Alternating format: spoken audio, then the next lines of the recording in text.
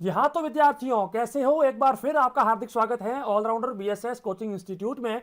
भाई Jawahar Navodaya Vidyalaya entrance exam के लिए गैस पेपर 1 मतलब कि मॉडल पेपर, भाई इसी प्रकार का क्वेश्चन पेपर आपको इस साल की नवोदय विद्यालय के एंट्रेंस एग्जाम में देखने को मिल सकता है। तो भाई एक एक प्रश्न आपके लिए बहुत ज्यादा महत्वपूर्ण है, लास्ट तक वीडियो को देखिएगा और एक एक प्रश्न को मैं आपको समझाऊंगा। और अगर कोई भी प्रश्न समझ में नहीं आया तो वीडियो के नीचे कमेंट सेक्शन में लिखकर मुझे बताइएगा। ओके, तो इस वीडियो को लास्ट तक देखिएगा और इसी प्रकार के बहुत सारे मॉडल पेपर्स पाने के लिए हमारे एंड्रॉइड एप्लीकेशन को अभी इंस्टॉल करें गूगल प्ले स्टोर से, और नवोदय की कोचिंग के लिए हमारे चैनल को सब्सक्राइब करें आज के आज। भाई बात करते हैं, नवोदय विद्यालय में आपको इसी प्रकार का क्वेश्चन पेपर देखने को मिलता है। भाई सेम का सेम एकदम 2 कॉपी ऐसा ही क्वेश्चन पेपर आपको देखने को मिलता है, जहां पर इस प्रकार के कोड ऊपर की साइड लिखे होते हैं और इस प्रकार से आपको यहां पर सबसे पहले आपका रोल नंबर भरना होता है। भाई जो भी आपका रोल नंबर है वो यहां पर आपको भर देना होता है, फिर यहां पर आपको आपका नाम भर देना होता है। भाई जो भी आपका नाम है वो आप आराम से अच्छी राइटिंग में भर दीजिए। यहां पर आपका नाम भरने के बाद आपको क्या करना होता है कि आपको यहां पर आपके हस्ताक्षर करने होते हैं, और ये हस्ताक्षर हो जाने के बाद यहां पर मैं आपको बता दूं कि परीक्षा का कुल समय 2 घंटे होते हैं और 2 घंटों में आपको 2 घंटे में आपको 100 अंकों के प्रश्न सॉल्व करने होते हैं। मतलब कि कुल मिलाकर आपको 80 प्रश्न देखने को मिलते हैं। तो ये सारे सामान्य निर्देश आपको पहले पढ़ लेने चाहिए। अब यहां पर बात करते हैं कि मानसिक योग्यता का खंड 1 होता है, जिसके अंदर कुल 40 प्रश्न होते हैं और 50 अंकों का क्वेश्चन पेपर होता है। और गणित के कुल 20 प्रश्न आते हैं जो कि 25 अंकों के होते हैं, और भाषा जो है उसके 20 प्रश्न आते हैं जो कि 25 अंकों के होते हैं। कुल मिलाकर 80 प्रश्न होते हैं और 100 अंकों के होते हैं। हर प्रश्न 1.25 नंबर के होते हैं। आइए बात करते हैं सबसे पहले प्रश्न की। सबसे पहले खंड मानसिक योग्यता का सबसे पहला प्रश्न क्या कहता है, यहां पर देखिए निर्देश दिए गए हैं। सबसे पहले पढ़ लेते हैं। प्रश्न संख्या 1 से 4 में प्रत्येक प्रश्न में 4 आकृतियां A, B, C और D दर्शाई गई हैं। इन 4 आकृतियों में से 3 आकृतियां किसी विधि से एक समान है, जबकि एक आकृति अन्य से भिन्न है। अन्य से भिन्न आकृति का चयन करें। अपने उत्तर को दर्शाने के लिए OMR उत्तर पत्रिका में प्रश्न के संगत संख्या की सामने वाले वृत्त को काला करें। मतलब कि इसका जो उत्तर होगा वो आपको OMR शीट में भरना है। ओके, जो आपको OMR शीट दी गई है उसके अंदर आपको भरना है। लेकिन ये चारों प्रश्न में आपको क्या करना है, मतलब कि 4 ऑप्शन आपको दिए गए हैं, option number A, B, C और D। अब इन चारों ऑप्शन में से 3 ऑप्शन किसी ना किसी प्रकार से समान है, मतलब कि 3 ऑप्शन किसी ना किसी प्रकार से समान है, लेकिन जो चौथा ऑप्शन है वो समान नहीं है। तो अपने को उस चौथे ऑप्शन के बारे में पता करना है और उसको OMR शीट में भरना है। भाई देखिए यहां पर देखते हैं ऑप्शन नंबर A के बारे में। यहां पर ऑप्शन नंबर A में क्या दिया गया है आपको कि एक 5 आकृतियों वाली भुजा दी गई है, 1, 2, 3, 4 और 5। अब इन 5 आकृतियों वाली भुजा के बाहर में 3 आकृतियों वाली भुजा दी गई है। मतलब कि अंदर की साइड 5, बाहर की साइड 3।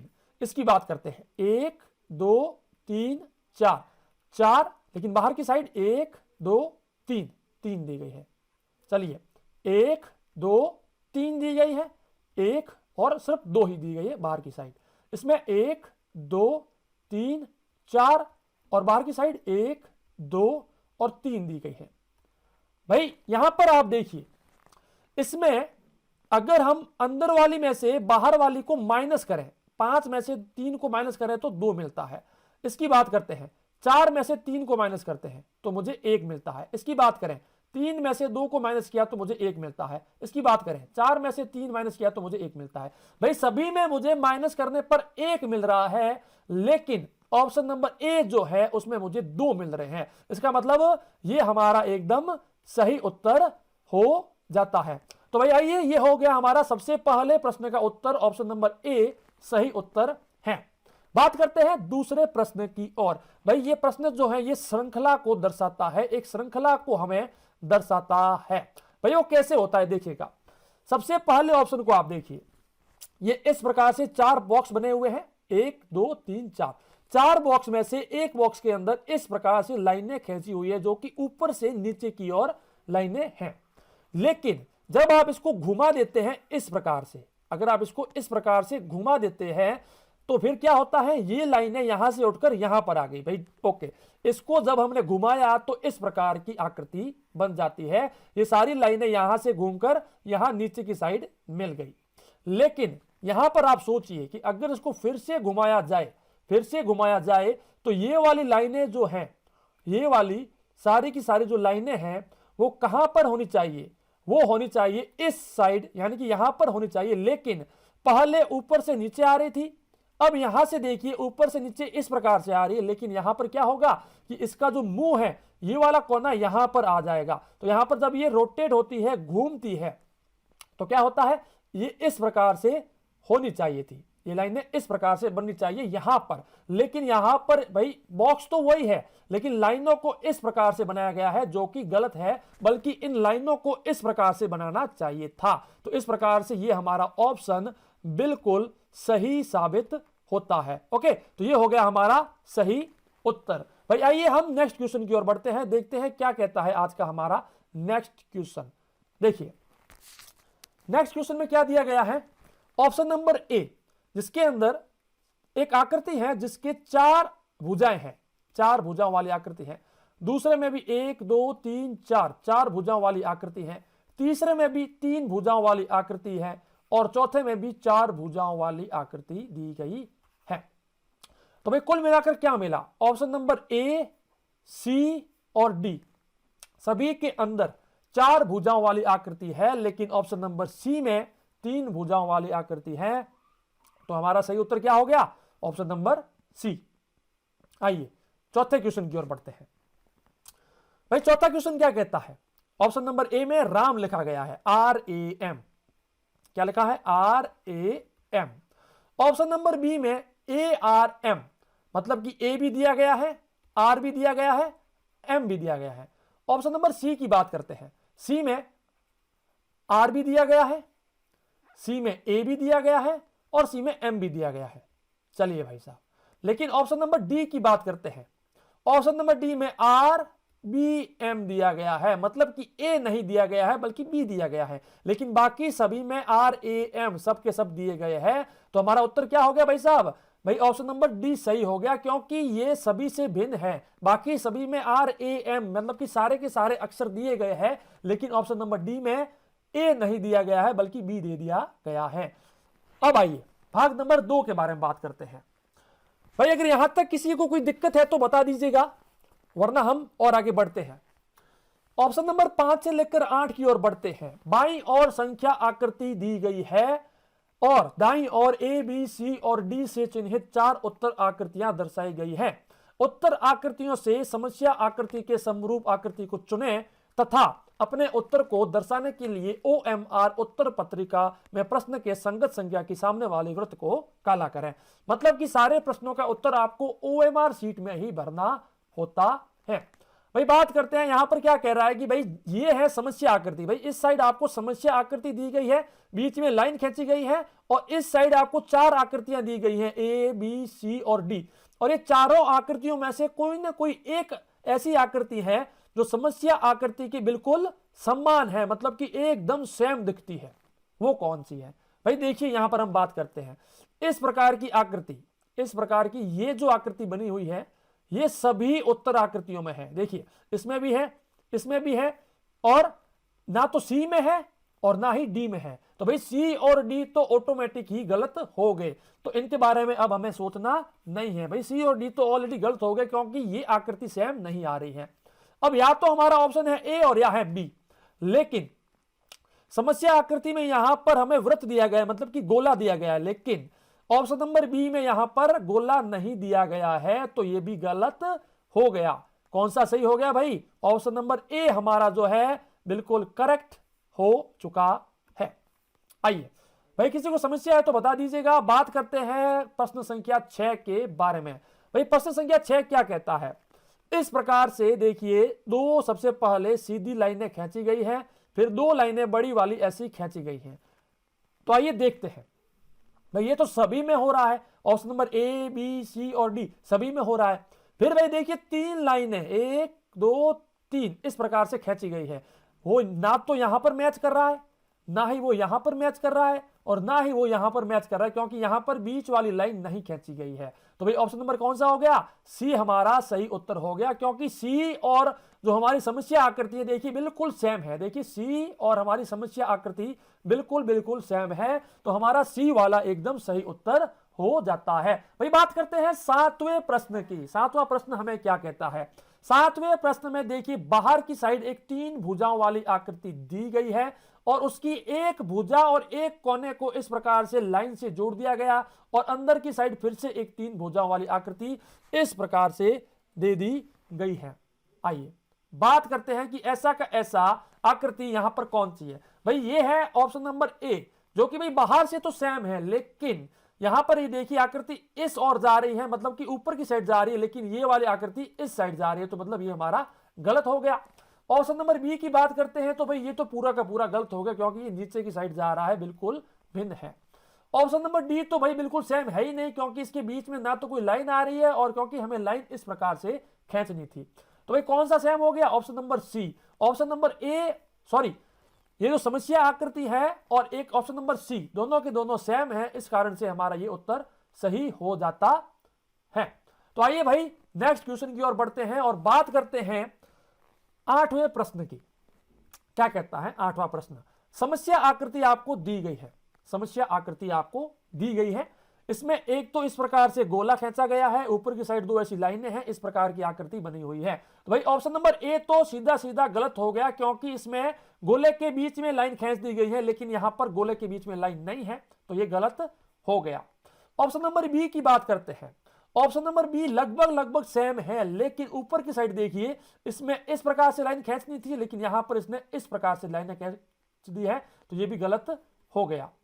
ऑप्शन नंबर सी की बात करते हैं, देखिए बिल्कुल सेम है, गोले के बीच में लाइन भी नहीं खींची गई है, यहां पर भी ये सब सेम आ रहे हैं, और ऊपर की साइड भी इस प्रकार से करके 2 गोले बनाए गए हैं, तो ऑप्शन नंबर सी हमारा करेक्ट उत्तर होता है। तो भाई आइए बात करते हैं नेक्स्ट क्वेश्चन की ओर। क्या होगा 9वें क्वेश्चन का आंसर। भाई देखिए 9वां क्वेश्चन क्या है, सबसे पहले वो जान लेते हैं। भाग संख्या 3 क्या दिया गया है। प्रश्न संख्या 9 से 12 में बाईं ओर समस्या आकृति दी गई है, जिसका एक भाग लुप्त है।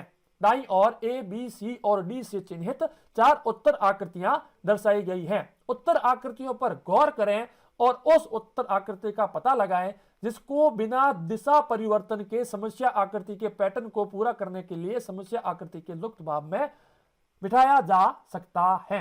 भाई देखिए यहां पर आपको एक समस्या आकृति दी गई है। ओके, अब इस समस्या आकृति में क्या है कि इसका एक भाग जो है उसको यहां से निकाल दिया गया है, और वो एक भाग या तो ऑप्शन नंबर ए है या बी है या सी है या डी है।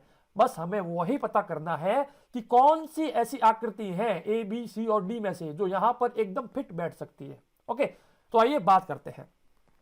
यहां पर आप देखिए चारों के चारों भाग जो हैं 1 2 3 4 चारों भागों में इस प्रकार से एक लाइन जा रही है और इस प्रकार से ये भाग बन रहा है। तो यहां पर भी हम क्या करते हैं, ऐसे की ऐसे एक लाइन खींचते हैं, फिर से एक इसके पास में लाइन आ रही है तो उसको भी खींच देते हैं, फिर से एक पास में लाइन आ रही है उसको भी खींच देते हैं।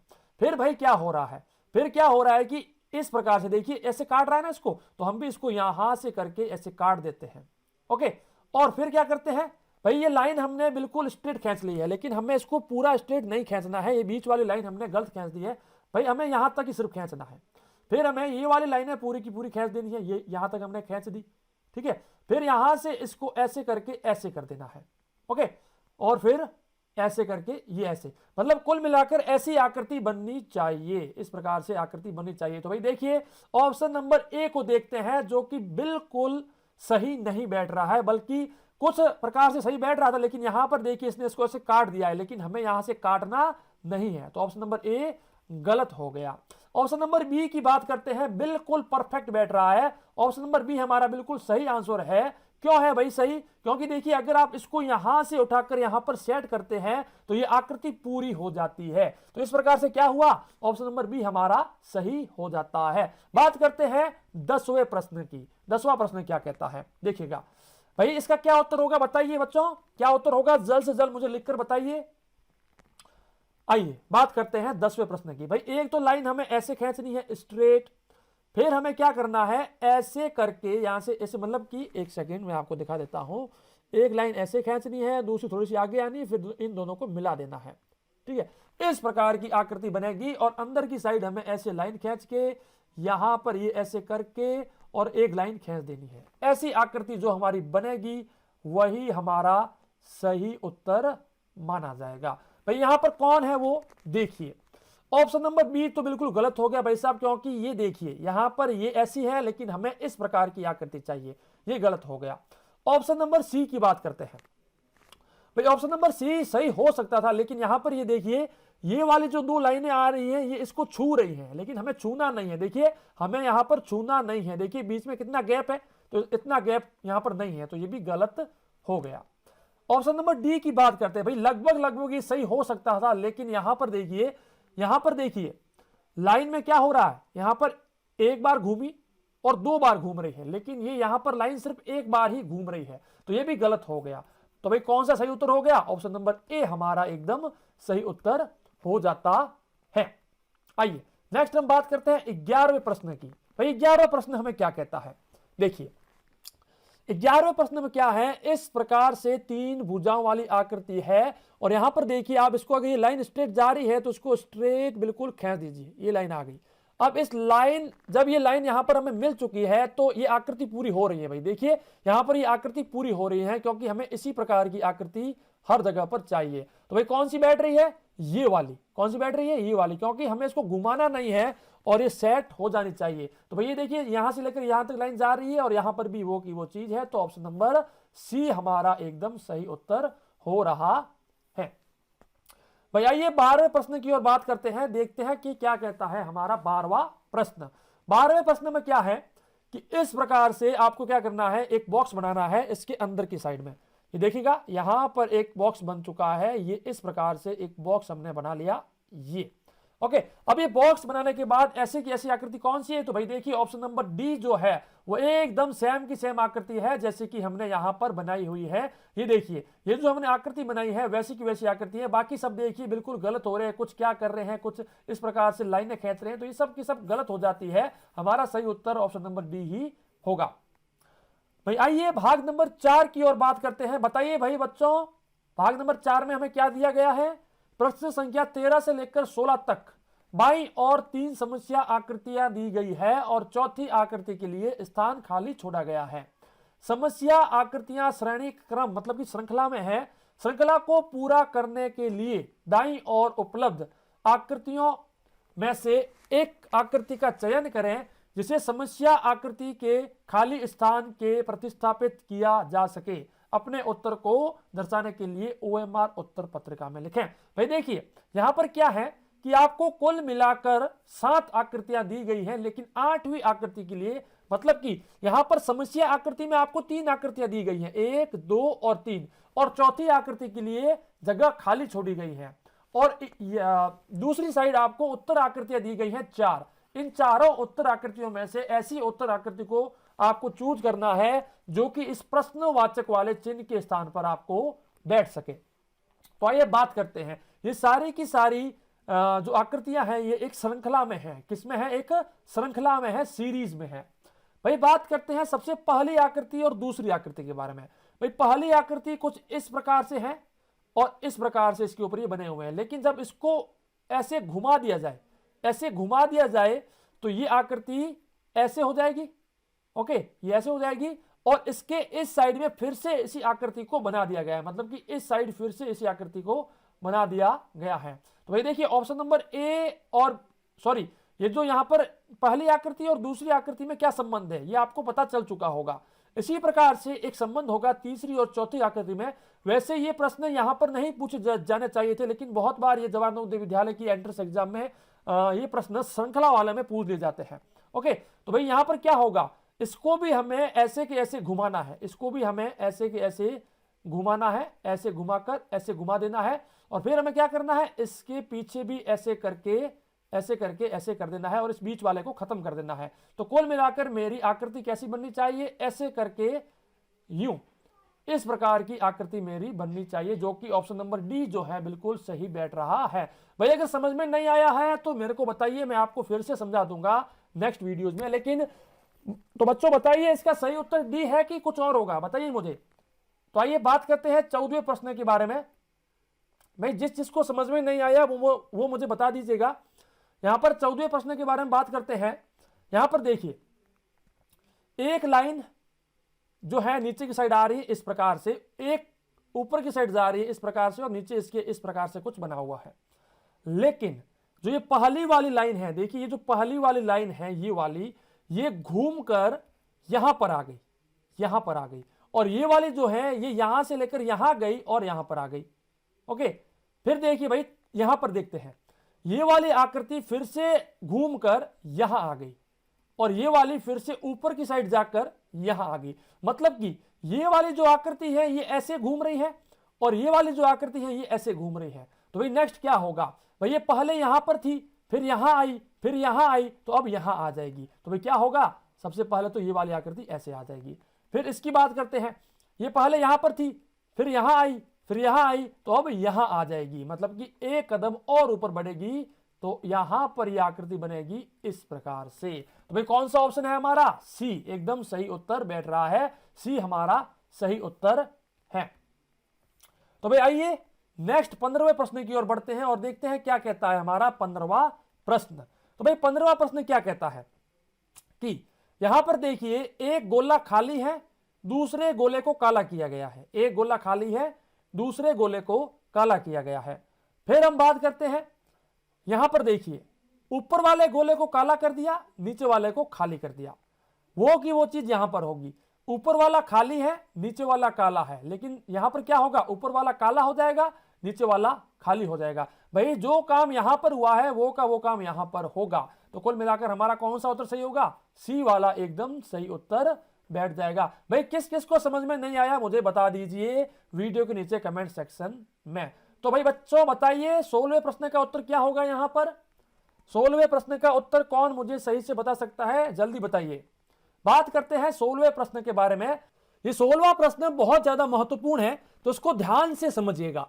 भाई देखिए यहां पर सबसे पहली एक आकृति आपको दी गई है, ये है सबसे पहली आकृति, जहां पर क्या हो रहा है, ऊपर की साइड एक तीर है जो इस साइड जा रहा है, नीचे की साइड क्या हो रहा है, देखिए एक तीर है जो इस साइड जा रहा है, ये वाला, ये देखिए ये तीर है जो इस साइड जा रहा है, एक तीर है जो इस साइड जा रहा है।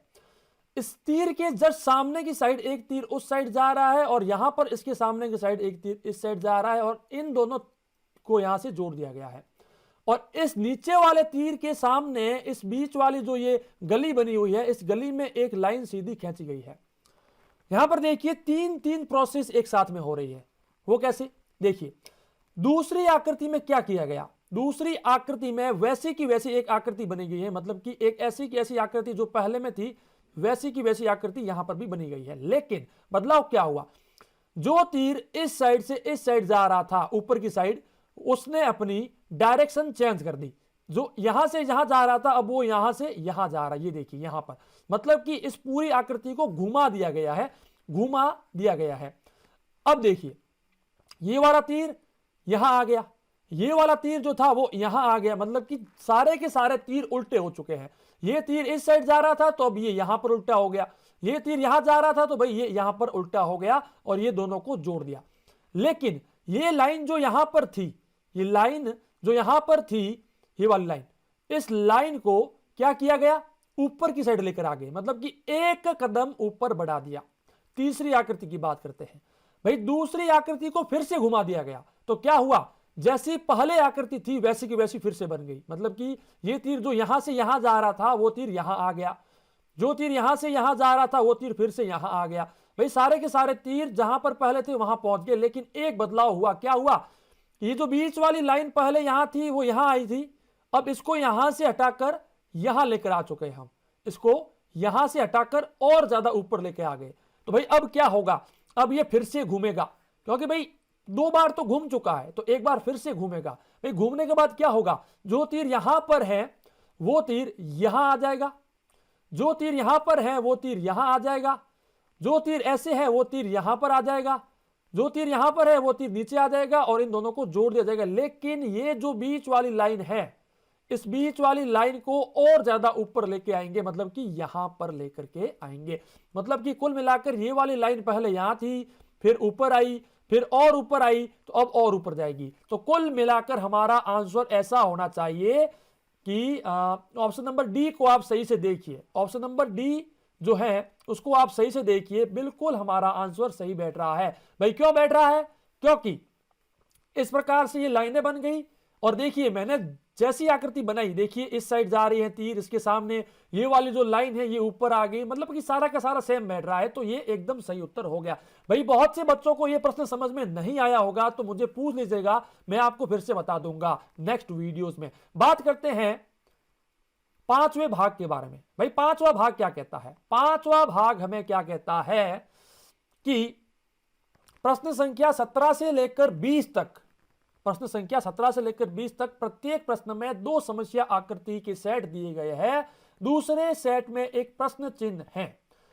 प्रथम सेट की दो समस्या आकृतियों में एक निश्चित संबंध है, इसी प्रकार का संबंध दूसरे सेट की तीसरी और चौथी समस्या आकृति में भी होना है। उत्तर आकृतियों से उस आकृति का चयन करें जो प्रश्न चिन्ह को प्रतिस्थापित करेगी।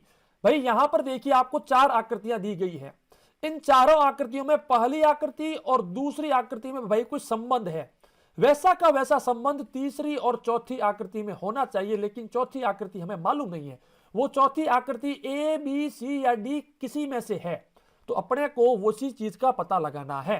भाई बात करते हैं सबसे पहली और दूसरी आकृति में। पहले देखिए इस प्रकार से एक आकृति बनाई हुई थी, इस प्रकार से एक आकृति बनाई हुई थी, लेकिन दूसरी आकृति में उसको उल्टा कर दिया गया। तो भाई तीसरी आकृति में जो आकृति बनाई गई है उसको उल्टा कर दो, सेम का सेम वो हो जाएगा संबंध। तो ऐसा करके हमने इसको उल्टा कर दिया। तो भाई कौन सा उत्तर होगा हमारा? ए हमारा सही उत्तर होगा। ए हमारा सही उत्तर होगा क्योंकि हमें तीसरी आकृति को उल्टा करना था। तो तीसरी आकृति की उल्टी आकृति कौन सी होगी? ए वाली होगी। भाई बात करते हैं 18वें प्रश्न की। भाई 18वां प्रश्न क्या कहता है? ऑप्शन नंबर ए में एक गोला दिया गया है और देखिए यह है पहली आकृति, यह है दूसरी आकृति। पहली आकृति में एक गोला दिया गया, लेकिन दूसरी आकृति में उस गोले को आधा काट दिया गया। तीसरी आकृति में एक इस प्रकार की आकृति दी गई है, लेकिन चौथी आकृति में क्या करना है? इसको काट देना है, मतलब कि ये वाला भाग हमें हटा देना है। तो भाई कौन सा यहां पर उत्तर आकृतियों में ऐसी कौन सी आकृति है जो इसके एकदम सेम दिखती है, ऐसी की ऐसी? कौन सी है? डी। डी हमारा सही उत्तर हो जाएगा। भाई बात करते हैं 19वें प्रश्न की। 19वां प्रश्न आज का हमारा क्या कहता है? 19वां प्रश्न, बाहर की साइड एक वृत्त दिया गया है, मतलब कि एक गोला दिया गया है और गोले में एक 3 भुजाओं वाली आकृति दी गई है। गोले के अंदर 3 भुजाओं वाली आकृति दी गई है आकृति नंबर 1 में। आकृति नंबर 2 में क्या दिया गया कि उस 3 भुजाओं वाली आकृति को बाहर ले लिया गया और गोले को अंदर ले लिया गया। भाई गोला अंदर आ गया और ये बाहर गया। इसी प्रकार से आकृति नंबर 3 में क्या है? गोला अंदर है और बाहर की साइड 4 भुजाओं वाली आकृति है। तो चौथे में क्या होगा कि 4 भुजाओं वाली आकृति अंदर यहां पर आ जाएगी और गोला बाहर जाएगा। तो भाई कौन सा होगा हमारा? ऑप्शन नंबर सी एकदम सही उत्तर है। भाई बात करते हैं हम हमारे नेक्स्ट 19वें प्रश्न की, 20वें प्रश्न की। तो भाई बच्चों बताइए 20वें प्रश्न का उत्तर क्या होगा, क्योंकि मैंने आपको 3 प्रश्न ऐसे बता दिए हैं। बताइए क्या होगा उत्तर? बात करते हैं। देखिए यहां पर ए है और ए के एक कोने में एक नीचे की साइड छोर के ऊपर गोला दिया गया है, फिर इसको उल्टा कर दिया गया, मतलब कि ये यहां से लेकर यहां पर उल्टा हो गया, तो गोला ऊपर आ गया और ए भी उल्टा हो गया। यहां पर देखिए तीसरी आकृति की बात करते हैं। एम दिया गया है, उसके नीचे एक गोला है, तो उसको उल्टा कर दो, यूं करके ये एम हो गया उल्टा। तो भाई कौन सी आकृति होगी? आकृति नंबर बी हमारा सही उत्तर होगा। ये यहां पर नहीं होगा बल्कि यहां पर होगा। चलिए बात करते हैं 21वें प्रश्न से और आगे बढ़ते हैं, देखते हैं क्या कहता है ये प्रश्न। भाई भाग संख्या 6, 21 से लेकर 24 तक के जो हमारे प्रश्न हैं उनके बारे में बात करते हैं। भाई यहां पर क्या दिया गया है 21 से लेकर 24 में? समस्या आकृति के रूप में ज्यामितीय आकृतियां, जहां पर आपको त्रिभुज भी मिल सकता है, वर्ग भी मिल सकता है, वृत्त भी मिल सकता है, कि एक भाग को बाईं ओर दर्शाया गया है। यहां पर भाग होगा, क्या होगा? भाग होगा को बाईं ओर दर्शाया गया है और दाईं ओर दूसरे भाग को उत्तर आकृतियों के रूप में ए बी सी और डी में दर्शाया गया है। तो उस उत्तर आकृति का चयन करें जो ज्यामितीय आकृति को पूर्ण करे। मतलब कि आपको या तो फिर इसका वर्ग बनाना है, या इससे आपको वृत्त बनाना है, या कोई भी इस प्रकार की जो आकृति बनती है 3 भुजाओं वाली, 4 भुजाओं वाली, 5 भुजाओं वाली, कोई भी है, मतलब कि आकृति कुल मिलाकर पूरी होनी चाहिए। भाई बात करते हैं इसके बारे में। तो क्या होगा, ये एक वर्ग बनेगा। तो यहां से हमने यहां पर खींचा, फिर हमने यहां पर खींचा और यहां पर ये वर्ग बन गया। भाई वर्ग बन गया है ना, वर्ग बन गया है। जब वर्ग बना तो क्या हुआ, देखिए यहां पर ऐसी की ऐसी दिखने वाली आकृति कौन सी है, देखिएगा ऐसी की ऐसी दिखने वाली आकृति कौन सी है। भाई ऑप्शन नंबर बी तो हमारा बिल्कुल गलत हो गया, क्योंकि ये देखिए यहां पर हमें छोटा सा घुमाव देना है, छोटा सा इसको घुमाना है, लेकिन इसने भाई बहुत ज्यादा घुमा लिया इसको। तो भाई ये तो हमारा कुल मिलाकर गलत हो गया, ये तो हमारा सही उत्तर नहीं हो सकता। ऑप्शन नंबर डी की बात करते हैं।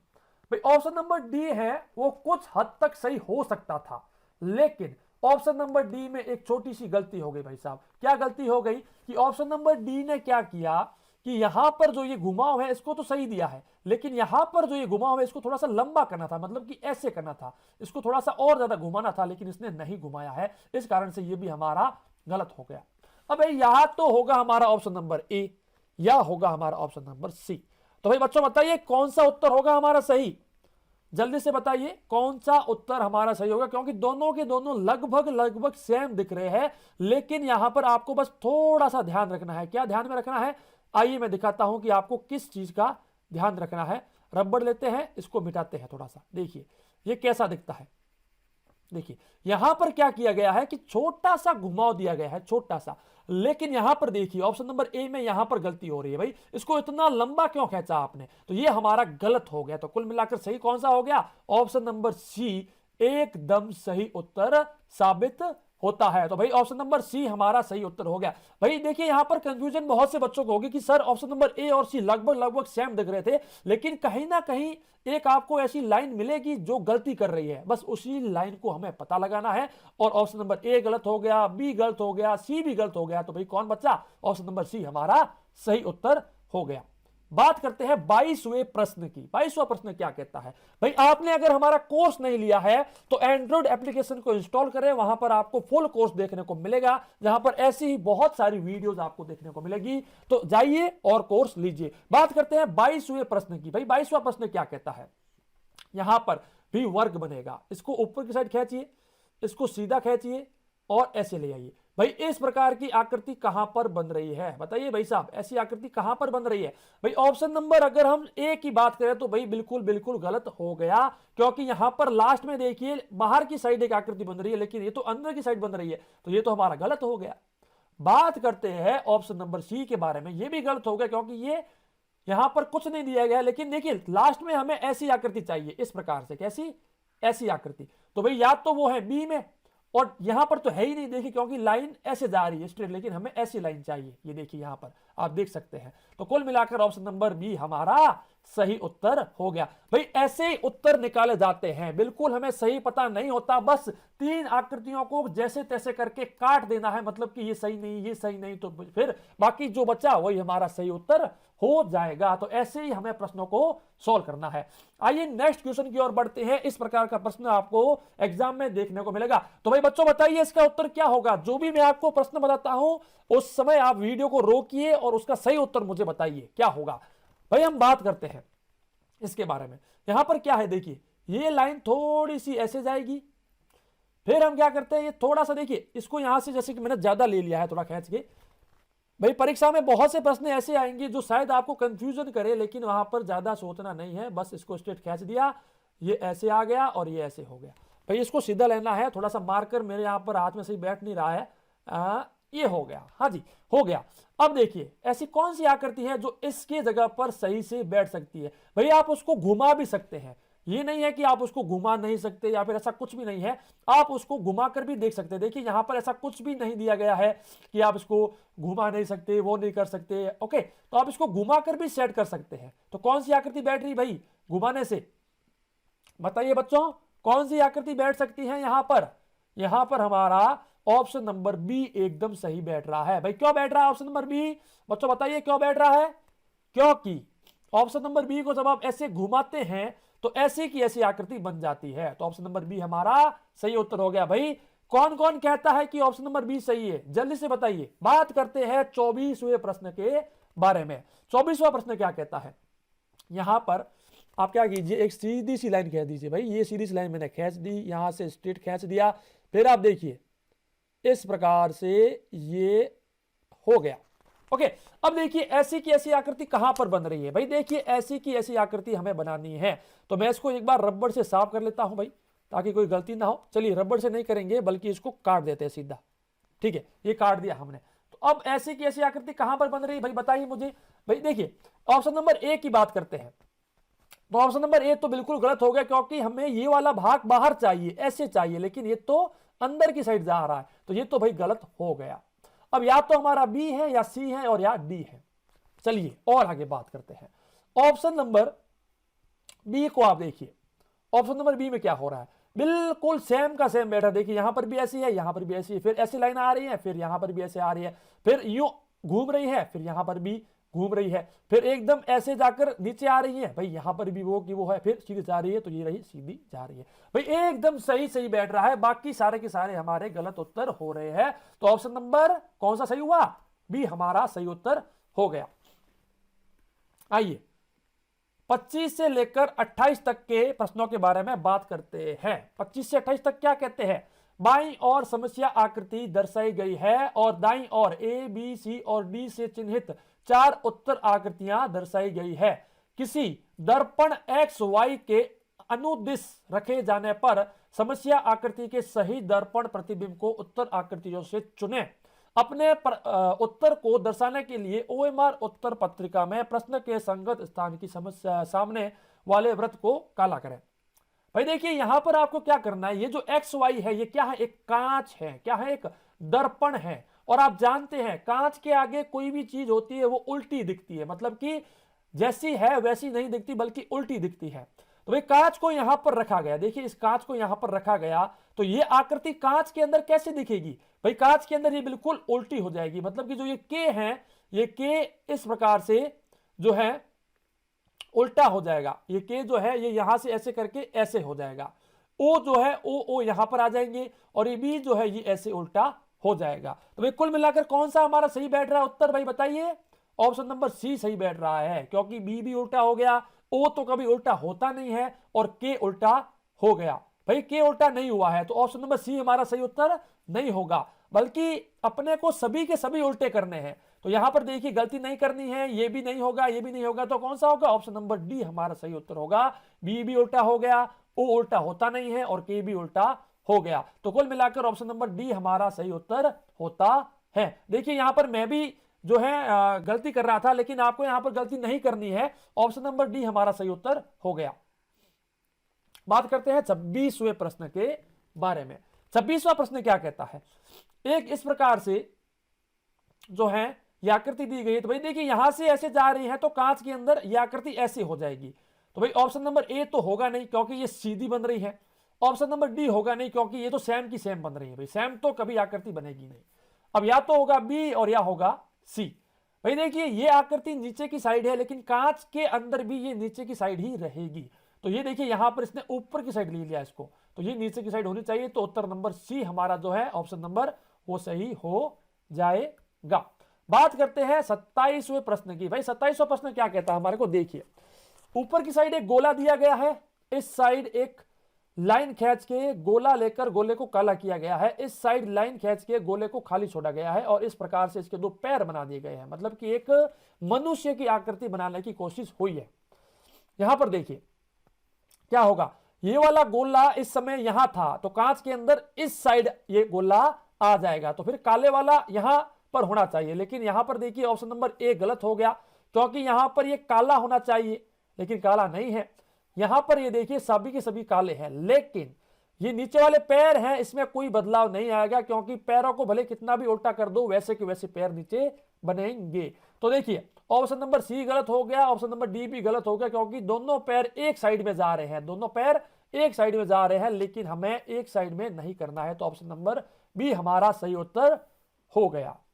ओके, बताइए नेक्स्ट क्वेश्चन की ओर बात करते हैं 28वें प्रश्न के बारे में।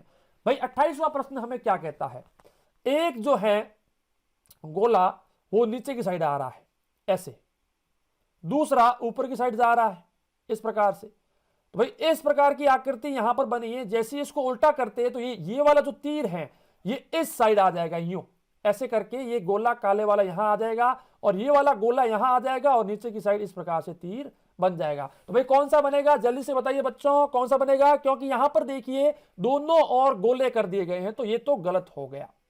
ओके, यहां पर हम बात करते हैं तो भाई देखिए ऑप्शन नंबर ए बिल्कुल सही बैठ रहा है। क्यों सही बैठ रहा है भाई, बताइए बच्चों क्यों सही बैठ रहा है, क्योंकि ऑप्शन नंबर ए में आप देखिए क्या हो रहा है, ऊपर की साइड गोला जो कि हम चाहते हैं कि ये गोला यहां से उठकर यहां आएगा, सही है, बाकी एकदम सही बैठ रहा है, तो ऑप्शन नंबर ए हमारा सही उत्तर होगा। तो भाई किस किस को ये वाला समझ में नहीं आया, बात करते हैं भाग संख्या 8 की। भाग संख्या 8 के बारे में बात करते हैं। प्रश्न संख्या 29 से लेकर 32 में बाईं और समस्या आकृति में दर्शाए अनुसार कागज के एक टुकड़े के तह को देखकर पंच किया गया है। मतलब कि देखिए आपके पास एक कोई भी वर्गाकार कागज दिया गया है, एक पेपर दिया गया है, पेज दिया गया है, उस पेज को पहले हम फोल्ड करते हैं, मतलब कि उसको मोड़ते हैं, क्या करते हैं, उसको मोड़ते हैं, और मोड़ने के बाद फिर जब हम उसको फाइनली मोड़कर उसको थोड़ा सा काट देते हैं, और काटने के बाद जब हम उसको खोलते हैं तो उसमें कैसी आकृति बनेगी, उस आकृति को हमें बताना है। तो भाई आइए बात करते हैं सबसे पहले प्रश्न की। 29वां प्रश्न क्या कहता है भाई, 29वें प्रश्न में क्या है भाई, पहले कागज को ऊपर की साइड मोड़ा गया। ओके, ऊपर की साइड मोड़ने के बाद ये बन गया कागज ऐसा, ठीक है, फिर इसको यहां से लेकर इस साइड फिर से मोड़ा गया, ये देखिए यहां पर फिर से मोड़ा गया, भाई मोड़ दिया, यहां पर मोड़ देने के बाद भाई ये कागज ऐसा बन गया, ठीक है, अब इसको यहां से काट दिया गया। अब जब इसको काटने के बाद खोलेंगे हम, ओके, जब इसको काटने के बाद खोलते हैं तो ये कागज यहां पर जो बनेगा वो ऐसे बनेगा, आप जानते हैं, क्योंकि जो आकृति यहां बनी है वो की वो यहां बनेगी। भाई अब इसको फिर से खोलते हैं, इस साइड खोलते हैं, जो हमने यहां पर फोल्ड किया था वो का हो यहां पर हम नीचे खोल देते हैं, तो खोलने के पर क्या होगा, ये सेम की सेम आकृति नीचे की साइड बनेगी और ऐसे करके इस प्रकार से आकृति बननी चाहिए। तो कौन सी है यहां पर भाई, ऑप्शन नंबर डी हमारा सही उत्तर बैठ रहा है। ओके, नेक्स्ट हम बात करते हैं 30वें प्रश्न की। भाई 30वां प्रश्न हमें क्या कहता है, 30वां प्रश्न हमें कहता है कि भाई एक आकृति तो नीचे की साइड आ रही है। भाई देखिए सबसे पहले इस पेपर को नीचे की साइड फोल्ड किया गया, यहां से कट के यहां पर फोल्ड किया गया, यहां से घुमाने के बाद भाई ये आकृति बन गई ऐसी, कैसी बन गई ऐसी, फिर इसको यहां से है फिर से फोल्ड किया गया इस साइड, यहां पर फोल्ड करने के बाद भाई ये आकृति बन गई ऐसी, ऐसी बनने के बाद यहां से इसको काट दिया गया। लेकिन जब हम यहां से इसको खोलते हैं वापस तो भाई ऊपर वाला वापस आएगा, और ये जो यहां पर बना है इसको ऐसे खोलने के ऊपर ये यहां पर आ जाएगा, फिर इसको वापस से ऊपर की साइड खोलते हैं तो क्या होगा, ये ऐसे करके, क्योंकि ये अब देखिए यहां पर तो ये ऐसे बन चुकी है, यहां पर तो ये ऐसे बन चुकी है, यहां पर गोला और यहां पर भी गोला, अब इसको वापस खोलेंगे इस साइड में तो क्या होगा, ये वाला गोला यहां आ जाएगा, ये वाला गोला यहां पर आ जाएगा। तो कुल मिलाकर क्या होगा, ऑप्शन नंबर ए के जैसा दोनों गोले पास पास में, 4 गोले कुल मिलाकर बन जाएंगे। तो सही उत्तर क्या हो गया, ऑप्शन नंबर ए हमारा सही उत्तर हो गया। ओके, नेक्स्ट बात करें 31वें प्रश्न के बारे में बात करते हैं। भाई देखिए 31वां प्रश्न क्या कहता है, सबसे पहले कागज को ऊपर की साइड फोल्ड किया गया, ऊपर की साइड फोल्ड करने पर यह कागज ऐसे बन गया, फिर इसको यहां से ऐसे फोल्ड किया गया, ये देखिए यहां पर फोल्ड किया गया, फिर इसको इस प्रकार से काट दिया गया। भाई ये कागज है, ठीक है, ये कागज है, इसको फिर ऐसे काट दिया गया, ऐसे करके ऐसे करके ऐसे करके इसको काट दिया गया। अब काटने के बाद जब हम इसको खोलते हैं तो क्या होगा भाई, ऐसी की ऐसी आकृति क्या होगा, ऐसी की ऐसी आकृति यहां पर भी बनेगी। तो ये यहां पर ऐसी आकृति तो बननी ही है। भाई ये कागज को हमने खोल दिया, यहां पर भी ऐसे कैसे आकृति बनेगी, और ये की ये आकृति क्या होगा, नीचे की साइड भी बनेगी और यहां पर भी बनेगी। तो भाई कैसी आकृति है ये, बताइए बच्चों, ऑप्शन नंबर सी हमारा सही उत्तर होगा, क्योंकि ऐसे जो बॉक्सेस हैं वो ऊपर नीचे ऐसे करके यहां पर भी बनेंगे और यहां पर भी बनेंगे। तो ऑप्शन नंबर सी हमारा एकदम सही उत्तर होता है। भाई किस किस को समझ में नहीं आया बता दीजिए। बात करते हैं 32वें प्रश्न के बारे में। इस कागज को पहले इस साइड मोड़ा गया, ऐसे करके इस कागज को इस साइड मोड़ा गया, फिर इसको ऊपर की साइड मोड़ा गया। भाई इस साइड मोड़ने पर यह कागज ऐसा बन गया, फिर इसको ऊपर की साइड मोड़ा गया, ऊपर की साइड मोड़ने पर क्या हुआ, फिर इसको ऐसे काट दिया गया। लेकिन जब हम इसको वापस खोलते हैं तो क्या होगा भाई, सबसे पहले इसको इस साइड खोलते हैं, तो इस साइड खोलने पर क्या होगा, ऐसी की ऐसी आकृति यहां बन जाएगी। ये है ना, फिर से बनाते हैं, इसको सही से बनाने की कोशिश करते हैं इस बार। ये देखिए ऐसे करके ऐसे करके ऐसे करके आकृति बन गई, और ऊपर ऐसे लाइन, एक ऐसे लाइन, ये बन गया। फिर हम इसको यहां पर फिर से खोलते हैं नीचे की साइड। ओके, सॉरी यहां पर हम गलती कर रहे हैं। क्या गलती कर रहे हैं भाई, क्योंकि सबसे पहले हमने यहां पर फोल्ड किया था, लास्ट में हमने ऊपर की साइड फोल्ड किया था। तो जो हमने लास्ट में फोल्ड किया था सबसे पहले उसको खोलते हैं। तो क्या करते हैं हम, ऐसे लेकर ऐसे खोल देते हैं, और इसकी जगह पर ये यहां पर बना लेते हैं ऐसे। ये बन गए, ये बन गया, ठीक है। फिर इसको वापस इस साइड खोलते हैं, तो क्या होगा, ये होगा, ऐसे बनेगा, ऐसे बन जाएगा, और ये वाले तो फिर भाई यहां पर बनने है ही है। फिर यहां पर क्या होगा, लाइन सीधी ऐसे ऐसे करके ये खोल दिया। तो कुल मिलाकर क्या हो रहा है कि एक यहां पर गोला बनेगा, क्योंकि ये यहां पर हमने जो फोल्ड किया था वो यहां पर एक गोला बनाएगा। इस प्रकार से गोले बनाएगा 4, और 4 गोले बनाने के बाद ऐसे ऐसे आकृतियां बन जाएगी। मतलब कि 4 ऐसे गोले बनेंगे चारों ओर, और फिर यहां पर ऊपर नीचे ऐसे ऐसे ये यहां पर बन जाएंगे। और यहां पर देखिए जैसे कि यहां पर काटा गया था, तो यहां पर भी ये इन सबको जोड़ देगा। तो भाई कौन सी आकृति सेट बैठ रही है, ऑप्शन नंबर बी हमारा एकदम सही उत्तर बैठ रहा है। भाई किस किस को समझ में नहीं आया बता दीजिएगा, फिर से समझा दिया जाएगा। आइए नेक्स्ट हम बात करते हैं, ऑप्शन नंबर भाग संख्या 9 के बारे में। प्रश्न संख्या 33 से लेकर 36 तक। बाईं ओर एक समस्या आकृति दी गई है, और दाईं ओर ए, बी, सी और डी से चिन्हित 4 उत्तर आकृतियां दर्शाई गई है।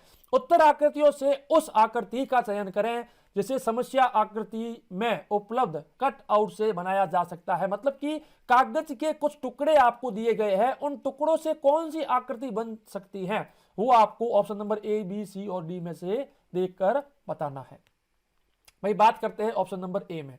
सबसे पहला ये वाला भाग है, देखिए ये वाला भाग ऑप्शन नंबर ए में, ठीक है, ये रहा, यहां पर हमें मिल रहा है। चलिए इस भाग की बात करते हैं। ये वाला भाग हमें ऊपर की साइड जैसा तैसा देखने को मिल रहा है। अब बात करते हैं इस वाले भाग की। ओके, अब ये वाला भाग हमें कहीं पर भी देखने को नहीं मिल रहा है, क्योंकि देखिए एक भाग तो ऐसा बन रहा है और दूसरा भाग ऐसा बन रहा है। तो भाई ये वाला भाग नहीं बन रहा है। अगर नहीं बन रहा है तो ये हमारा गलत उत्तर हो गया। ऑप्शन नंबर बी की बात करते हैं। भाई ये वाली आकृति जो है ये हमें यहां पर देखने को मिल रही है। भाई ये रही, ये वाली आकृति हमें यहां पर देखने को मिल रही है। फिर हम बात करते हैं ये वाली आकृति। भाई ये वाली आकृति हमें यहां पर देखने को मिल गई। ओके, फिर हम बात करते हैं नीचे वाली आकृति जो कि हमें यहां पर देखने को मिल गई, और फिर हम बात करते हैं ये वाली आकृति जो कि हमें यहां पर देखने को मिल रही है। तो फिर ऑप्शन नंबर बी हमारा सही उत्तर हो गया। इससे इस आकृति को बनाया जा सकता है। ओके, तो भाई एकदम सही उत्तर हो गया।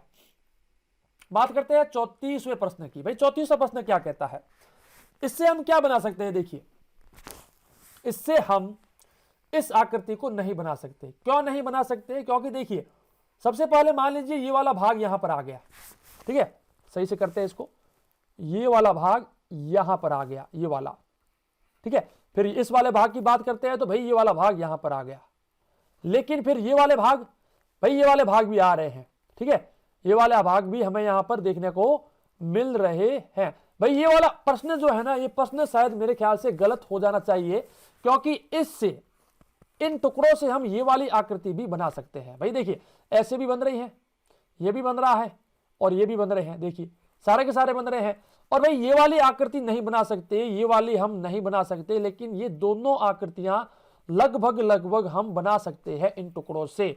तो भाई आप मेरे ख्याल से ज्यादा जो सही उत्तर है वो कौन सा होगा, हमारा डी वाला सही उत्तर होगा। तो भाई ऐसे प्रश्न भी बहुत बार गलती से पूछ लिए जाते हैं जहां पर दो उत्तर समान आ रहे हैं, लेकिन ये वाला उत्तर सबसे ज्यादा सही है, इसलिए आपको डी वाला ही चूज करना है। ओके, बात करते हैं नेक्स्ट क्वेश्चन के बारे में। ओके, चलिए यहाँ पर एक सेकेंड, हम इसको फिर से चेक कर लेते हैं, कहीं गलती ना हो जाए हमारे से। ठीक है, सही उत्तर है। ओके, 35वें प्रश्न के बारे में बात करते हैं। यहां पर देखिए, ये वाला बॉक्स ऊपर की साइड बना हुआ है, दो बॉक्सेस इसके पास में रख दिए गए हैं, तो भाई कौन सा सही होगा अपना? ऑप्शन नंबर बी, इससे ये वाली आकृति बनाई जा सकती है। तो भाई बी वाला एकदम सही उत्तर है, क्योंकि ये जो बॉक्स है, बॉक्स नंबर 1 ये रहा यहां पर, बी वाला यहां रहा और तीसरा यहां रहा। भाई आइए 35वें प्रश्न के बाद 36वें के बारे में बात करते हैं। इसकी बात करते हैं पहले की। भाई पहला ये रहा, यहां से लेकर ये जो है यहां पर, ये रहा पहला हमारा। दूसरे की बात करते हैं, भाई दूसरा हमें कहीं पर मिल नहीं रहा, ये वाला कहीं पर भी नहीं मिल रहा है, तो भाई गलत हो गया। इसमें भी ये दूसरे वाला नहीं मिल रहा है तो गलत हो गया। तीसरे में भी नहीं मिल रहा है तो गलत हो गया। भाई दूसरे वाला ये रहा, पहले वाले को थोड़ा सा घुमा देते हैं तो भाई ये रहा पहले वाला। और तीसरे की बात करते हैं, तीसरा ये रहा। चौथे की बात करते हैं, भाई चौथा ये रहा। भाई डी वाला हमारा एकदम सही उत्तर बैठ रहा है। फिर हम बात करते हैं प्रश्न संख्या 37 के बारे में। भाई प्रश्न संख्या 37 के बारे में बात करते हैं, तो भाई 37 का क्या होगा? 37 का हमारा उत्तर होगा, देखिए भाई यहां पर हमें क्या करना है, 37 से लेकर 40 में बाईं और एक समस्या आकृति दी गई है और दाईं और ए बी सी और डी से चिन्हित 4 उत्तर आकृतियां दर्शाई गई हैं।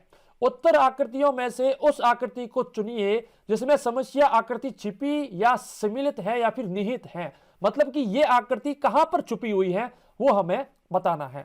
तो भाई देखिए, इसको सॉल्व करते हैं। ये देखिए यहां पर सीधी आ रही है नीचे की साइड, देखिए हम बात करते हैं, यहां पर ये नीचे आ रही है, फिर ऊपर जा रही है, फिर नीचे आ रही है। तो यहां पर भी क्या हो रहा है, ये नीचे आ रही है, ये ऊपर आ रही है और ये नीचे आ रही है। भाई यहां पर ये छुपी हुई है, तो ऑप्शन नंबर बी हमारा सही उत्तर हो जाता है। भाई बात करते हैं प्रश्न संख्या 38 के बारे में, 38 के बारे में। ये आकृति कहां पर छुपी है? भाई सीधा सीधा दिख रहा है ऑप्शन नंबर बी, इसको ज्यादा देखने की भी जरूरत नहीं है, क्योंकि ऐसी की ऐसी आकृति जहां पर ऐसी बीच में लाइनें हैं कहीं पर भी नहीं दिख रही है। ओके, 39वें प्रश्न की बात करते हैं। 39वां प्रश्न क्या कहता है, इस प्रकार से जो ये आकृति बन रही है ये कहां पर बन रही है? भाई ऑप्शन नंबर ए में। भाई सीधा सीधा दिख रहा है, ज्यादा सोचने की जरूरत नहीं है। कुछ प्रश्न ऐसे ही आसान प्रश्न आपको पूछे जाएंगे, तो सीधा सीधा आपको दिख रहा है भाई ये रही आकृति यहां पर बन रही है। 40वां प्रश्न, मानसिक योग्यता का लास्ट प्रश्न। देखिए ऐसे सीधी लाइन ऊपर गई नीचे आई, ये रही, तो ये भाई देखिए यहां पर आपको देखने को मिल सकती है, ये रहा। ओके, तो ये यहां के अलावा और कहीं पर भी आपको देखने को नहीं मिलेगी। तो हमारा उत्तर कौन सा हो गया? ऑप्शन नंबर ए सही उत्तर हो गया। भाई आइए बात करते हैं गणित के बारे में, अंक गणित के बारे में, इसके प्रश्नों को सॉल्व करते हैं। जवाहर नवोदय विद्यालय की कोचिंग के लिए क्यों खास है ऑलराउंडर बीएसएस? बिकॉज आपको बता दें, ऑलराउंडर बीएसएस के फुल कोर्स के अंदर आपको वीडियो लेक्चर्स देखने को मिलते हैं, मॉडल पेपर की पीडीएफ फाइल मिलती है, मॉडल पेपर के पीडीएफ फाइल का जो सॉल्यूशन है, जो मॉडल पेपर है उसका सॉल्यूशन के वीडियो लेक्चर्स भी आपको देखने को मिलेंगे, लास्ट ईयर पेपर सारे के सारे देखने को मिलेंगे और उनके वीडियो लेक्चर्स भी आपको देखने को मिलेंगे, टेस्ट सीरीज देखने को मिलेगी जहां पर आप अपने आप को इंप्रूव कर सकते हैं, देख सकते हैं कि आपको क्या क्या सीखने को मिला है और क्या कुछ बचा हुआ है। मतलब कि एक स्ट्रेटेजी के साथ आपको कंप्लीट कोर्स दिया जा रहा है ऑलराउंडर बीएसएस यूट्यूब चैनल और एंड्रॉइड एप्लीकेशन में। तो अभी सब्सक्राइब कीजिए ऑलराउंडर बीएसएस यूट्यूब चैनल को और इंस्टॉल कीजिए एंड्रॉइड एप्लीकेशन को गूगल प्ले स्टोर पर जाकर। धन्यवाद। यहां पर गणित का सबसे पहला प्रश्न, मतलब कि 41वां प्रश्न हमें क्या कहता है? यह कहता है कि एक संख्या b है, वो किसी अन्य संख्या c से 20% कम है तथा c जो है वो 200 से 5% अधिक है, तो b बराबर क्या होगा? मतलब कि हमें दो संख्याएं दी गई है, एक तो b और एक c, लेकिन हमें क्या कहा गया कि b जो है वो अन्य संख्या c से 20% कम है। मतलब कि b बराबर 80% ऑफ, मतलब कि b जो है वो c का 80% है। क्या है? c का 80% है। अब यहां पर मैंने 80% क्यों लिखा? क्योंकि यहां पर कहा गया है कि b जो है वो c से 20% लेस है, कम है। तो भाई कुल मिलाकर 100% होते हैं, तो भाई 100 में से 20 हो गया कम, तो 80%। तो भाई b जो है वो c का 80% है और c जो है वो 200 से 5% अधिक है, 200 से 5% ज्यादा है, मतलब कि 105% है। भाई ज्यादा है मतलब कि 100 में 5 जोड़ दो, तो भाई जो c है वो 200 का 105% है। तो भाई सबसे पहले हम c का मान ज्ञात करते हैं। तो c क्या होता है? भाई 200 का 105% मतलब क्या हुआ, 200 गुणा 105 बट्टा में आ जाएगा 100। अब यहां पर 2 जीरो से 2 जीरो कैंसिल हो गए। अब पीछे क्या बचा, 2 गुणा 105 बराबर क्या हो गया 210। भाई सी बराबर हमें मिल गया 210। अब यहां पर देखिए बी का मान, बी का मान क्या है, सी का 80%। भाई सी बराबर 210 है तो बी बराबर क्या होगा 210 का 80%, तो 80% ज्ञात कर दीजिए। एक जीरो से एक जीरो कैंसिल, एक जीरो से एक जीरो और कैंसिल, तो भाई क्या बच गया पीछे, 8 एकम 8, 8 दो 16, 168। तो भाई 168 हमारा सही उत्तर हो गया। बी बराबर क्या होगा 168। भाई ये हमारा सही उत्तर हो गया। नेक्स्ट हम बात करते हैं 42वें प्रश्न के बारे में। भाई 42वां प्रश्न हमें क्या कहता है, 42वां प्रश्न हमें कहता है 90, 120 और 150 का महत्तम समापवर्तक HCF और लघुत्तम समापवर्तक LCM का योगफल क्या होगा।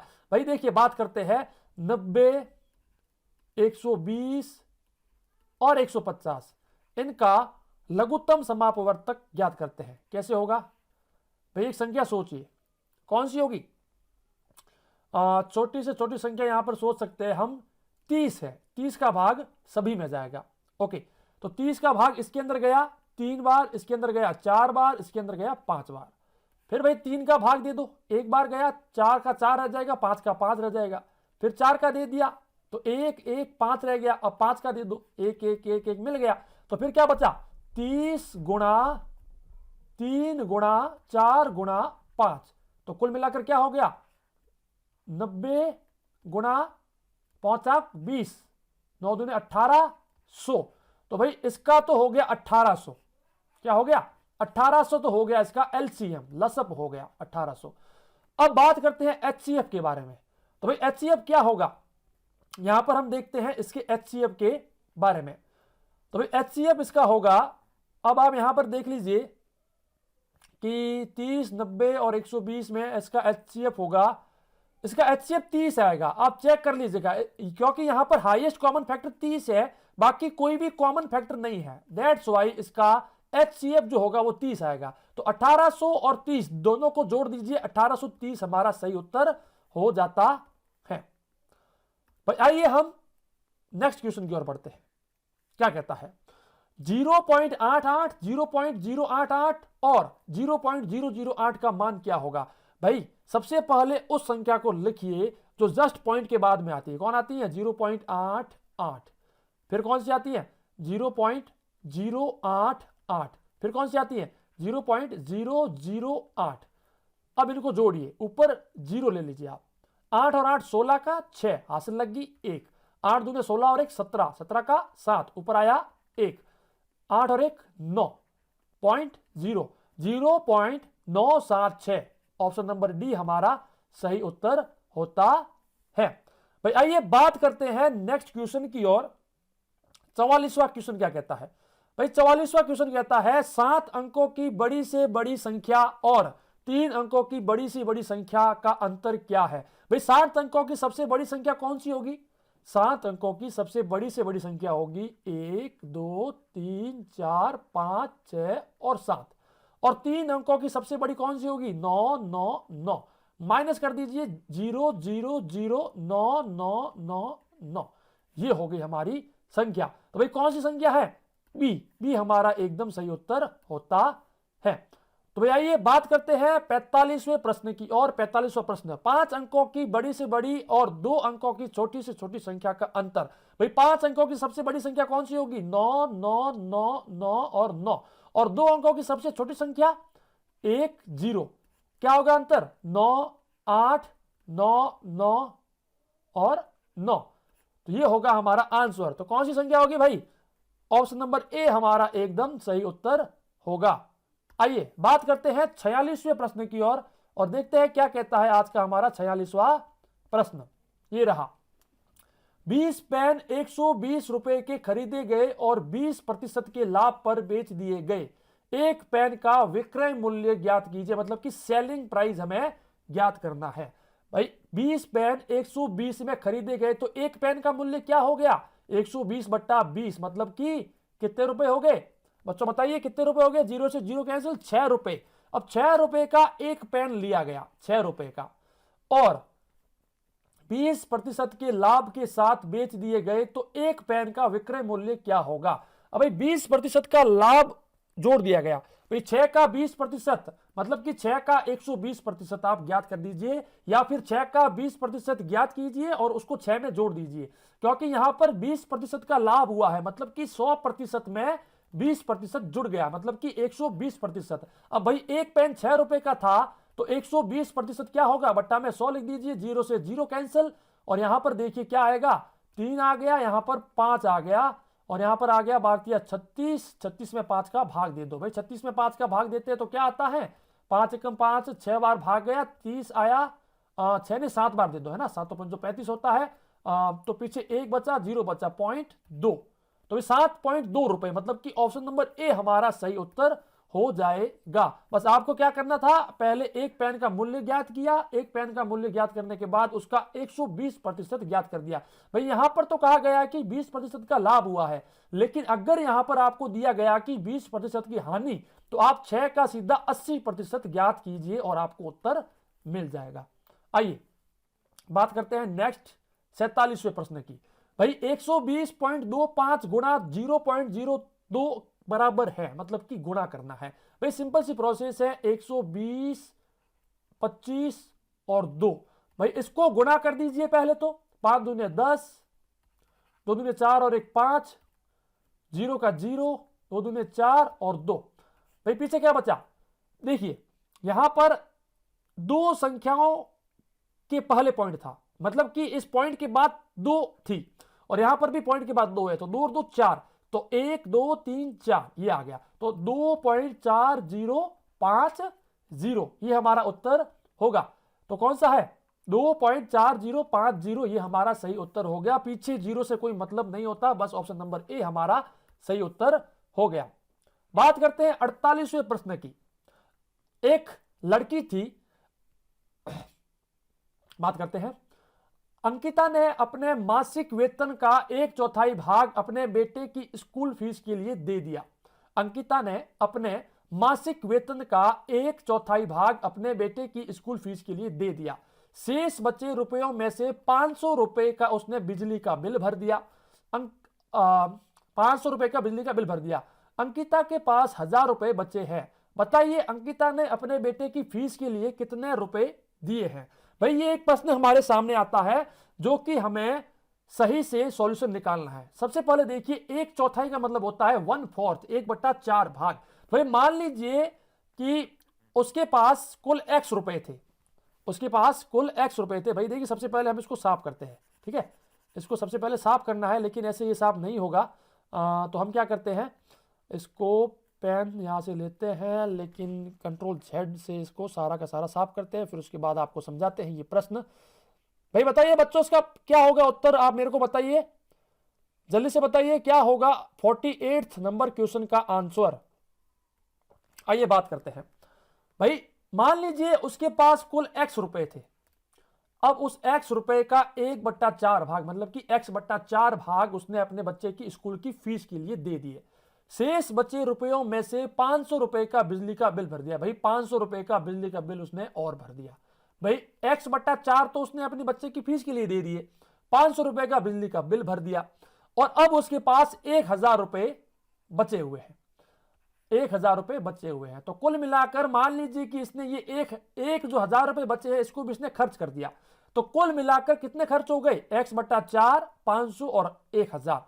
अब ये पूछ रहा है कि बताइए अंकिता ने अपने बेटे की फीस के लिए कितने रुपए दिए थे। तो सबसे पहले हमें जो x है उसका मान ज्ञात करना होगा। भाई x का मान कैसे ज्ञात होगा, x बराबर क्या होगा, x बराबर होगा हमारे पास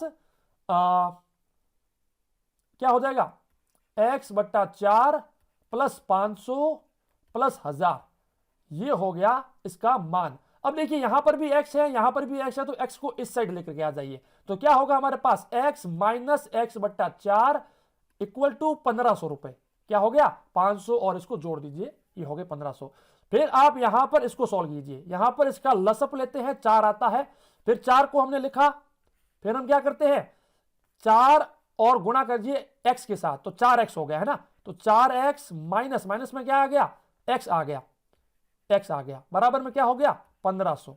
अब ये जो 4 है इसको उस साइड लेकर जाओगे तो ये गुणा हो जाएगा भाई। 4 जो है ये 4 जब उस साइड जाएगा तो गुणा हो जाएगा। तो क्या होता है यहां पर देखिएगा, 4x में से 1x गया तो 3x बराबर 1500 गुणा 4।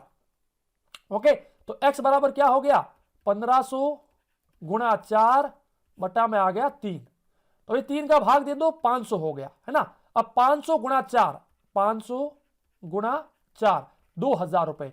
भाई अंकिता के पास कुल 2000 रुपए थे, जिसमें से उसने 1/4 भाग, मतलब कि 2000 का 1/4 भाग क्या होता है 4 का भाग दे दो, मतलब कि 500 रुपए उसने अपने बच्चे की फीस के लिए दिए थे। और यहीं पर हमें वही पूछा गया है कि अंकिता ने अपने बेटे की फीस के लिए कितने रुपए दिए थे, तो भाई 500 रुपए दिए थे।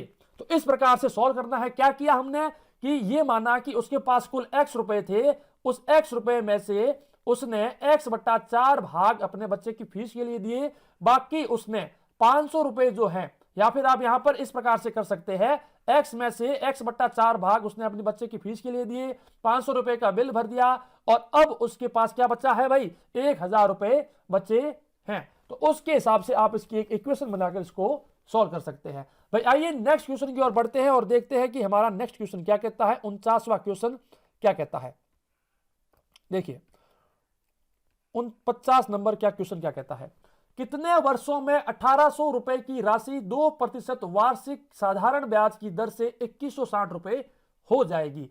भाई देखिए 1800 रुपए थे, 2160 होने हैं, तो भाई ब्याज कितना हो गया 2160 में से 1800 रुपए को घटा दो तो कुल मिलाकर 2 और 300 है ना, 360 रुपए का ब्याज हो गया, साधारण ब्याज हो गया। अब भाई साधारण ब्याज का फॉर्मूला क्या है, सिंपल इंटरेस्ट का फॉर्मूला, सिंपल इंटरेस्ट का फॉर्मूला है मूलधन गुणा ब्याज, सॉरी मूलधन गुणा दर गुणा समय, ये हो गया, और बट्टा में 100 होता है। भाई साधारण ब्याज हमें दिया गया है 360 रुपए, बराबर में हमें लिखना है मूलधन, मूलधन है हमारे पास 1800 रुपए, गुणा में लिखना है हमें 2% तो 2 आ गया, और गुणा में हमें लिखना है समय, समय हमें पता नहीं है, और बटा में लिखते हैं 100। भाई 2 0 से 2 0 कैंसिल हो गए, तो कुल मिलाकर हम क्या करते हैं, इस 2 को उस साइड लेकर के आते हैं और इस 18 को भी उस साइड लेकर के आते हैं, तो दोनों के दोनों भाग में आ जाएंगे। तो 360 बट्टा में 18 गुणा 2 बराबर समय। तो भाई कितना समय लगेगा, 18 दूने 36, 36 कट गए 10, क्या होगा 10 वर्ष लगेंगे। यहां पर वर्ष मिलना चाहिए, मिला नहीं हमें, 10 वर्ष लगेंगे, 10 वर्षों में ये सब हो जाएगा। ओके, बात करते हैं 50वें प्रश्न के बारे में। 50वां प्रश्न क्या कहता है, 2 मीटर लंबी, 1 मीटर ऊंची और 10.5 सेंटीमीटर मोटी एक दीवार बनाने हेतु कितनी ईंटें चाहिए, यदि एक ईंट का माप 15 सेंटीमीटर, 2 सेंटीमीटर और 7 सेंटीमीटर है। तो भाई सबसे पहले हमें क्या करना है, देखिए यहां पर 2 मीटर है, 1 मीटर है, लेकिन 10.5 सेंटीमीटर है। ओके, 10.5 क्या है सेंटीमीटर है। तो इस सेंटीमीटर को या तो मीटर में बदल लो, या फिर इन मीटर्स को आपको सेंटीमीटर में बदल लेना है। फिर आपको इनका वॉल्यूम ज्ञात करना है, वॉल्यूम ज्ञात करके आप इसके अंदर ये जो ईंट है इसका वॉल्यूम ज्ञात करके इसका भाग दे दो। तो भाई ये जो ईंट है इसका माप हमें सेंटीमीटर में दिया गया है, तो हम क्या करते हैं इन सभी को सेंटीमीटर में बदल लेते हैं। तो भाई 2 मीटर लंबी है, क्या है 2 मीटर लंबी है, तो हम क्या करते हैं भाई इस 2 मीटर को सेंटीमीटर में चेंज करते हैं, तो क्या आता है हमारे पास 200 सेंटीमीटर, गुणा में 1 मीटर का 100 सेंटीमीटर, गुणा में 10.5 सेंटीमीटर। तो भाई ये आ गया 10.5 सेंटीमीटर। अब हमें भाग देना है, किसका भाग देना है, ईंट का आयतन कितना है 15 सेंटीमीटर, 2 सेंटीमीटर और 7 सेंटीमीटर।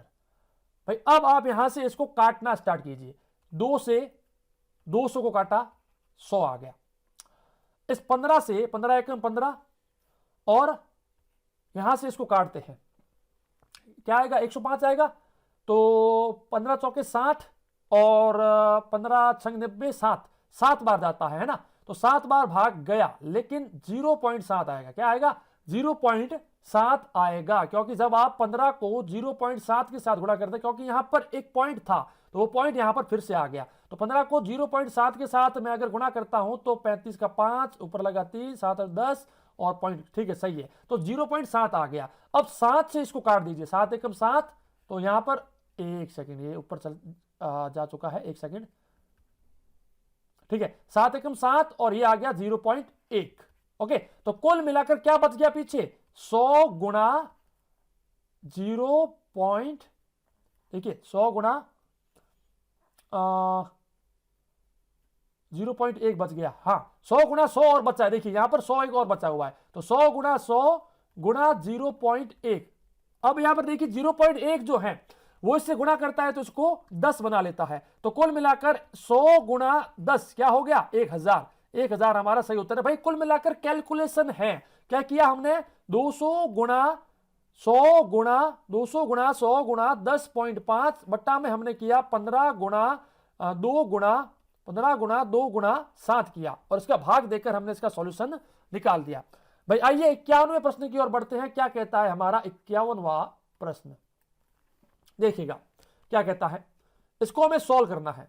सॉल्व कैसे होगा, यदि 25 माइनस 15 बट्टा 5 गुणा 2 बराबर x है तो x का मान ज्ञात कीजिए। कुल मिलाकर हमें इसको सॉल्व करना है बोर्ड मास वाले नियम से। भाई बोर्ड मास के मुताबिक सबसे पहले भाग सॉल्व होता है। तो 25 पहले इसका भाग दे दो, तो 15 में 5 का भाग दिया तो 3 आ गया, तो 25 माइनस 3 गुणा 2 बराबर x, पहले गुणा कर दो, तो 25 में से 6 गए बराबर x, तो क्या हो गया 19 हमारा सही उत्तर हो गया, जो कि ऑप्शन नंबर ए हमारा एकदम सही उत्तर होता है। नेक्स्ट हम बात करते हैं नेक्स्ट क्वेश्चन की ओर। क्या कहता है हमारा नेक्स्ट क्वेश्चन, 52वां प्रश्न। क्या कहता है भाई, 52वां प्रश्न हमें कहता है इसका सॉल्यूशन निकालिए। तो भाई क्या करते हैं, सबसे पहले ब्रैकेट को सॉल्व करते हैं, कोष्टक को सॉल्व करते हैं। कोष्टक में क्या होता है, 2 और 4 का लसअप आ गया 4, 2 का भाग दिया तो 2 आ गया, 2 को 5 से गुणा किया तो 10 आ गया, माइनस लिखा, 1 का भाग दिया 1 आ गया, तो ये क्या हो गया, कुल मिलाकर 9/4 हो गया, 9/4 हो गया। तो हम फिर से लिखते हैं 5/6 भाग 9/4 प्लस 8/5। ओके, फिर हम इसको और आगे सॉल्व करते हैं, इसका भाग देते हैं, तो क्या होगा 5/6 बट्टा 9/4, ये 4 5 से गुणा करता है, 9 6 से गुणा करता है, तो क्या मिल गया मुझे 5 चौक 20, तो 20 बट्टा 9 छंगेरे 54 और यहां पर हो गया प्लस 8/5।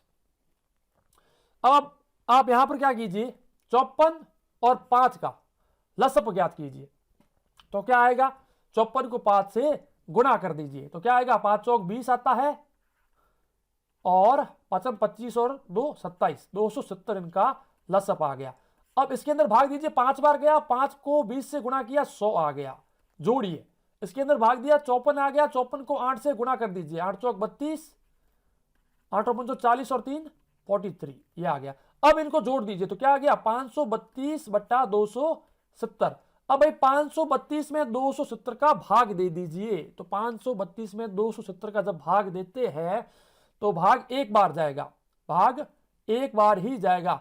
तो यहां पर कुछ गलती तो नहीं हुई है हमारे से, पहले वो चेक कर लेते हैं, क्योंकि अपने को दिया गया था, ठीक है, अपने यहाँ पर लसअप ले लिया 4 और ये आ गया आपके 5 दूनी 10, 10 में से 1 गया, ठीक है, 9/4, 9/4 लिखा, 5/6 लिखा, तो 5 चौक 20 आ गया, एंड 20 और 9 छगेरे 54 आ गया, ठीक है, एंड 54 को नीचे लिख दिया हमने। ओके, 5/6 को हमने फिर से, क्योंकि 5/6 और ये हमारा सॉल्यूशन हो चुका है, तो 20/54 और 8/5 को हमें जोड़ना है, ठीक है। फिर हमने इन दोनों का लसअप ले लिया, तो हमारे को 270 मिला, 270 में 5 आ गया, 100 लिख दिया, इसका अगर भाग दिया 54 आ गया, 54 को 8 से गुणा किया तो कितना आता है देखिएगा 54, क्योंकि 54 को हम 8 से गुणा कर रहे हैं, 8 चौक 32, 8 और 5 40 और 3 43, ठीक है, 432, कुल मिलाकर 532 हो गए। 532 में 270 का भाग दे दीजिए, आपको उत्तर आएगा, लेकिन यहां पर इसका कोई भी उत्तर हमें नहीं दिया गया है, तो कुल मिलाकर ऑप्शन गलत दिए हुए है। ओके, इस प्रश्न को छोड़ दीजिए। नेक्स्ट हम बात करते हैं, x का वह मान ज्ञात कीजिए जिसके लिए निम्न कथन सत्य है। ओके, बात करते हैं पहले इस मिश्र भिद को साधारण भिद में चेंज करते हैं। तो क्या होगा, 22 और 5 27/11, 27/11 इंटू 11/27 क्या होगा, 1 हो गया, क्योंकि सबके सब काट दिए गए हैं। अब 1/x/7 बचा हुआ है और बराबर में 11/5 हमें दिया गया है। तो क्या करते हैं, 1/x/7 मतलब कि 7 ऊपर आ गया, तो 7/x इज इक्वल टू 11/5, दोनों को ऊपर नीचे मल्टीप्लाई कर दीजिए। तो 7 गुणा 5 इज इक्वल टू 11 गुणा x। तो कुल मिलाकर क्या मिल गया हमें, x बराबर 35/11। तो क्या आता है, 35/11 हमें सही उत्तर मिलना चाहिए। ये किसका है, x का मान होना चाहिए 35/11। भाई ये दोनों के दोनों प्रश्न गलत दे दिए गए हैं। फिर से इसको चेक करते हैं, 11 दूने 22 और 27, 27 कैंसिल हो गए, 1। अब हमें 1 डिवाइडेड बाई x/7 करना है, बराबर में हमें लिखना है 11/5। तो यहां पर अगर हम 1 लेते हैं तो क्या करते हैं, x सही तो 7/x हो गया, बराबर में 11/5 मिल गया। काटते हैं 7×5 तो 35/11 होना चाहिए। भाई इसके अंदर 35/11 हमें कहीं पर भी नहीं दिया गया है, तो इस हिसाब से ये जो प्रश्न है ये गलत साबित होता है, मतलब कि दोनों के दोनों प्रश्न गलत हो चुके हैं। तो मैं इनको चेक करके आपको बता दूंगा, लेकिन ये प्रश्न दोनों गलत दिए जा चुके हैं। बात करते हैं 54वें प्रश्न के बारे में। 250 मीटर के 12% का 6% होगा। भाई 250 का 12%, पहले 250 का 12%, फिर उसका भी 6%। इसको सॉल्व कर दीजिए, 0 से 0 कैंसिल, 25 एकम 25, 25 चौके 100, 4 एकम 4, 4 तिया 12। ओके, इसको काटा 5 आ गया, इसको काटा 3 आ गया, 3 तिया 9/5, 9/5 हमें मिल गया। भाई कितना होता है, 1.8 मीटर हमारा सही उत्तर होगा। ऑप्शन नंबर सी हमारा एकदम सही उत्तर है। तो आइए बात करते हैं 55वें प्रश्न के बारे में। भाई 55वां प्रश्न हमें क्या कहता है, निम्नलिखित में से कौन सा 50 के बराबर नहीं है। भाई 50 के बराबर कौन सा नहीं है, 75 में से 25 गए तो भाई 50 आ गया, क्योंकि 100 के अंदर 4 का भाग दिया 25 आया, 75 में से 25 गए तो 50 आ गया। भाई ये तो सही है हमारा। बी की बात करते हैं, 45 में 5 को जोड़ा, क्योंकि 20 के अंदर 4 का भाग दो 5 आएगा, 5 और 45 50 हो गए। भाई ये भी 50 हो रहा है। इसकी बात करते हैं 20, ये हो गए 10 और ये हो गए 20, तो 20 10 30 और 20 50, ये भी 50 हो रहा है। इसकी बात करते हैं 49 प्लस 2 51 हो रहे हैं, लेकिन हमें 50 चाहिए, तो हमारा ऑप्शन नंबर डी सही उत्तर होता है। भाई यहां तक किस किस को समझ में नहीं आया वो मुझे बता दीजिएगा, क्योंकि हमारे 2 प्रश्न यहां पर गलत दिए हुए हैं, उसकी जगह पर मैं आपको कुछ और क्वेश्चन बता दूंगा। आइए बात करते हैं 56वें प्रश्न के बारे में। वह वर्ग, एक वर्ग एवं एक आयत के परिमाप समान है। यदि वर्ग की भुजा 8 है और आयत की लंबाई 9 मीटर है, तो आयत की चौड़ाई ज्ञात कीजिए। भाई देखिए, आयत जो होता है, आयत, उसमें उसका जो परिमाप होता है, वो होता है 2 गुणा लंबाई प्लस चौड़ाई, है ना। अब 2 गुणा लंबाई की बात करते हैं, लंबाई इसकी 9 दी गई है और चौड़ाई हमें मालूम नहीं है, तो हम x मान लेते हैं।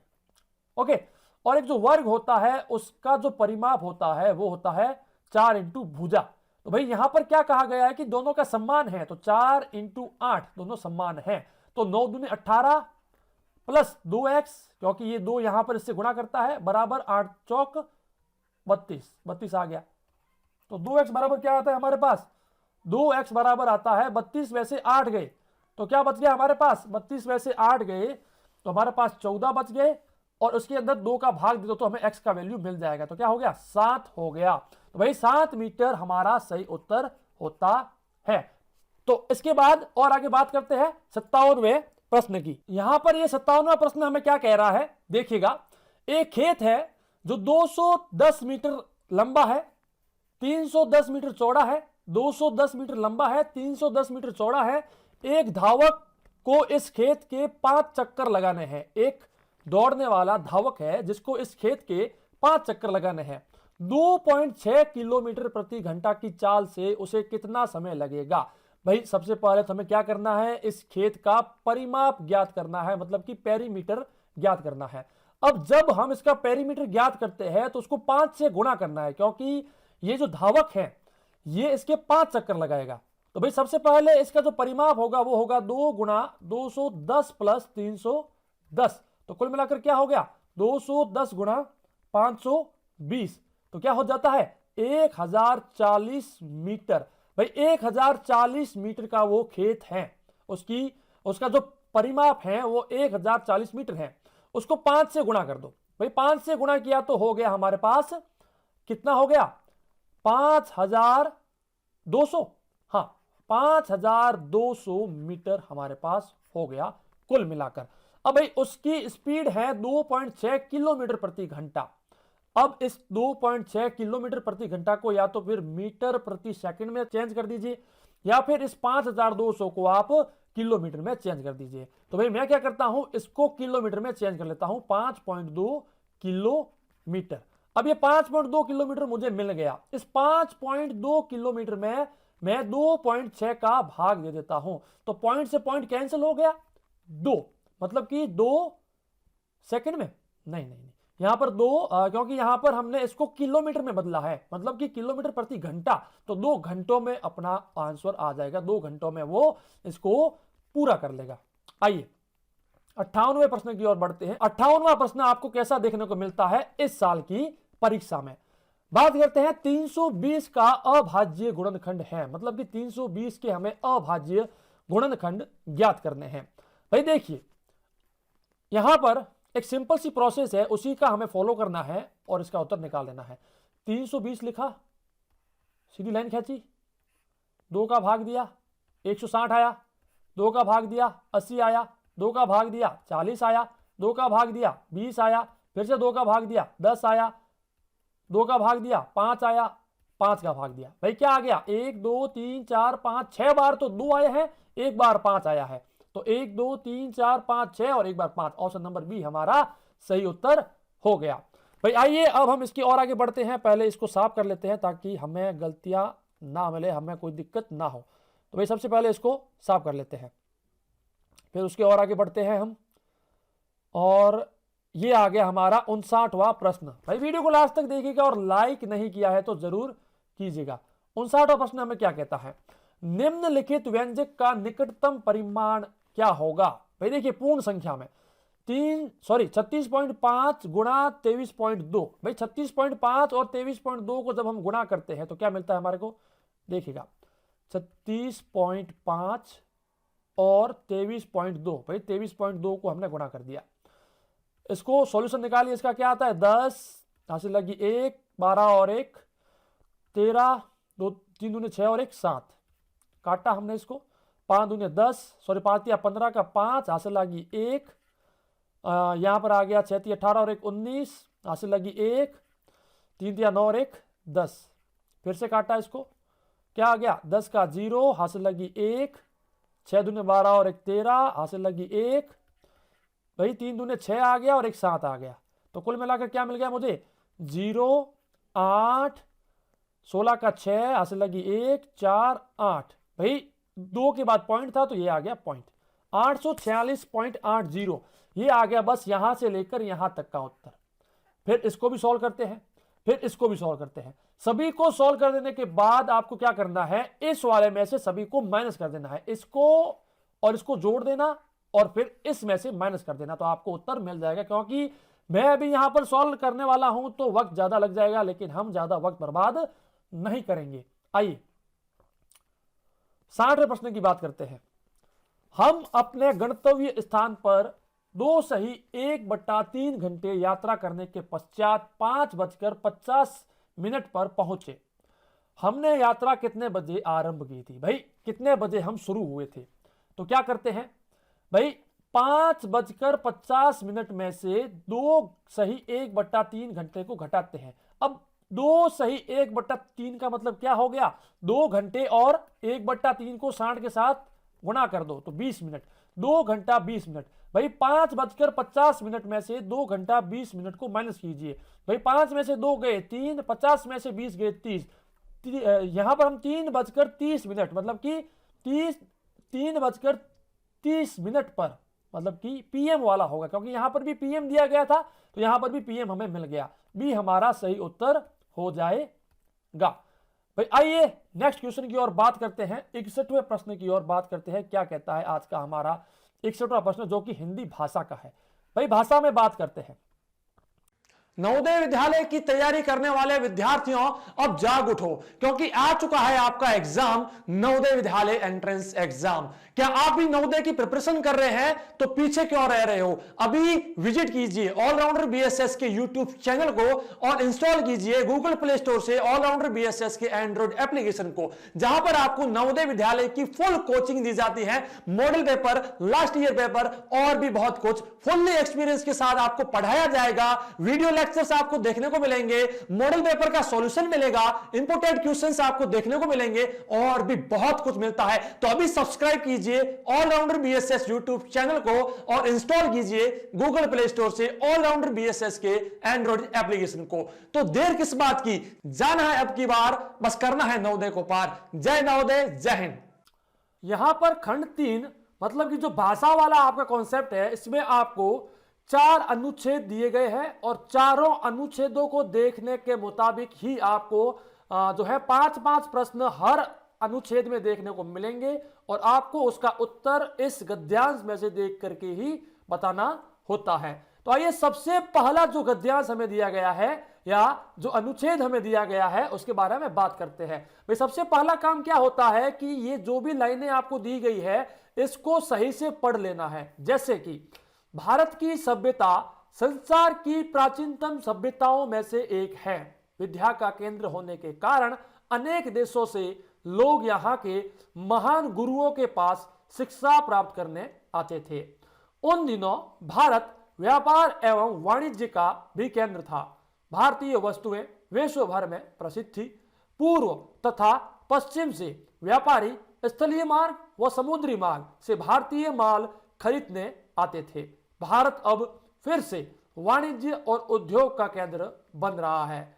अनेक देशों को भारतीय वस्तुएं भेजी जाती हैं। भारतीय तकनीशियन और वैज्ञानिक भारत से बाहर अनेक देशों में कार्य कर रहे हैं। मतलब कि यहाँ पर भारत की महानता के बारे में बताया गया है कि भारत जो है वह शिक्षा का केंद्र है, वह विद्या का केंद्र है। वहाँ पर वाणिज्य बहुत ज़्यादा होता है या फिर भारत की वस्तुएं बहुत ज़्यादा प्रचलित हैं। यहाँ के जो गुरु है वो बहुत ज़्यादा प्रचलित हैं, बहुत ज़्यादा महान है। मतलब कि कुल मिलाकर भारत की महानता के बारे में यहाँ पर बात की गई है। इतना सब कुछ हमें पता चलता है इस गद्यांश को पढ़ने के बाद। फिर हम बात करते हैं सबसे पहले प्रश्न की। क्या पूछा गया है? लोग भारत आते थे। भाई क्यों आते थे? शिक्षा प्राप्त करने के लिए, शिक्षा देने के लिए? भाई शिक्षा देने के लिए तो नहीं आते थे, ये तो गलत हो गया।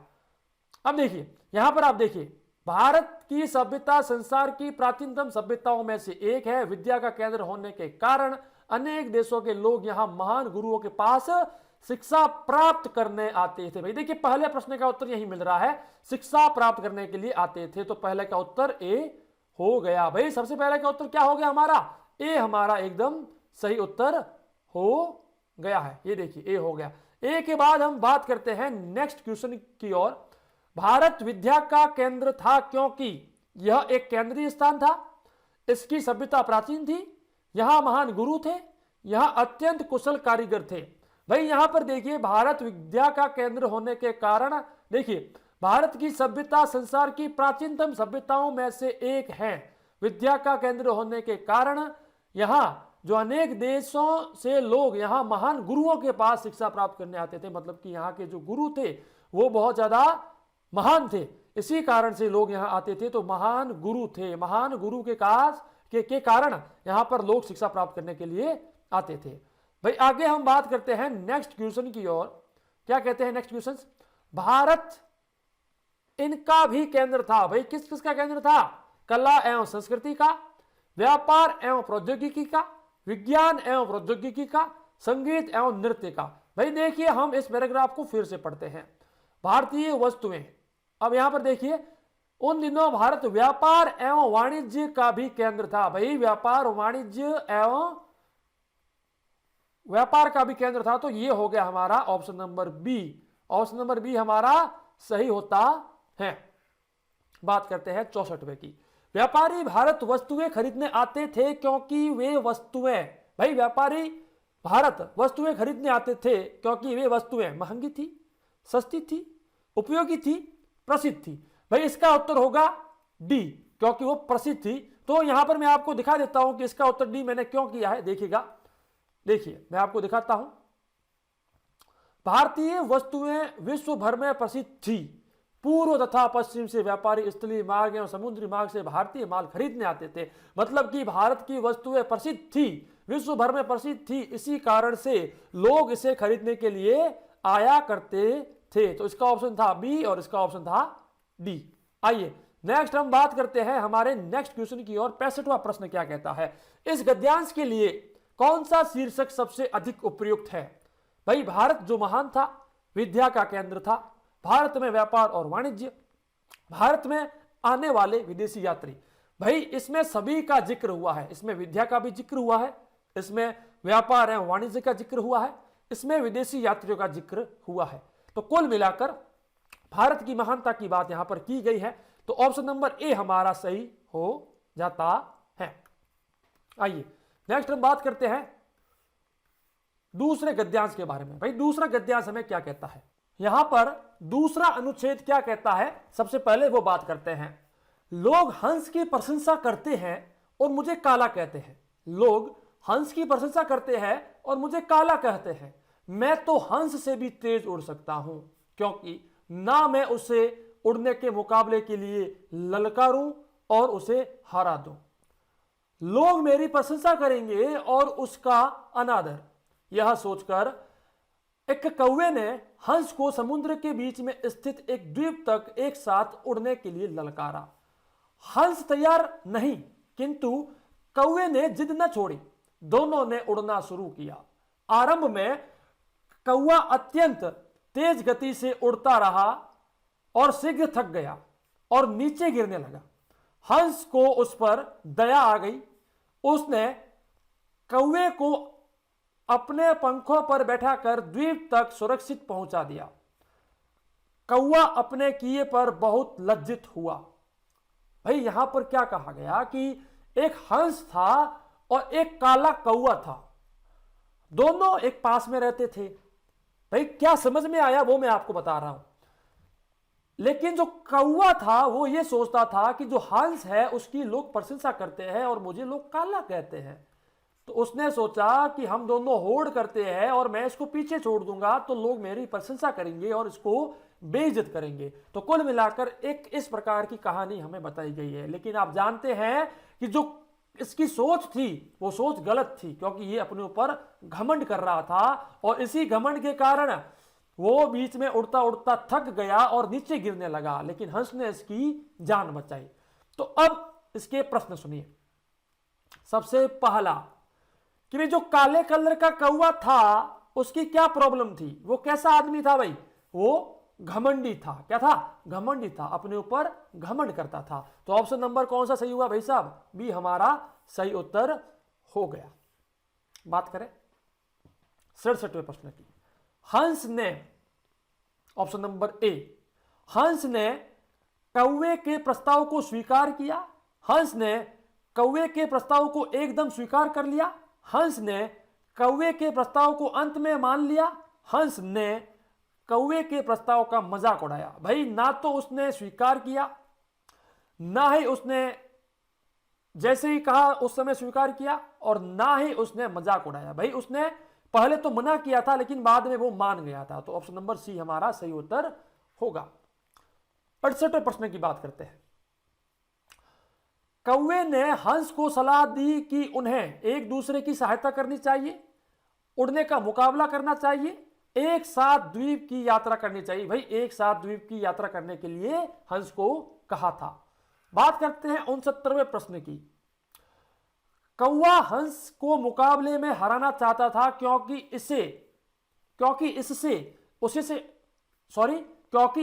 उसे प्रशंसा मिलेगी, हंस को प्रशंसा मिलेगी, हंस को काला कहा जाएगा, हंस को उस पर दया आ जाएगी। भाई ना तो ये था ना ही बी था और ना ही सी था। ऑप्शन नंबर ए हमारा सही उत्तर था, क्योंकि ये सोच रहा था कि जब हंस हार जाएगा तो लोग मेरी प्रशंसा करने लगेंगे। बात करते हैं 17वें प्रश्न की। देखिए, कौवे के विपरीत हंस अपनी सामान्य गति से उड़ा क्योंकि उसे, अब देखिए यहां पर देखते हैं, यहां पर ये देखिए अत्यंत तेज गति से दौड़ रहा था, लेकिन हंस जो था वो तेज गति से नहीं दौड़ा, क्योंकि हंस को अपने ऊपर घमंड नहीं था, बल्कि हंस को अपने ऊपर विश्वास था। हंस को अपने ऊपर विश्वास था।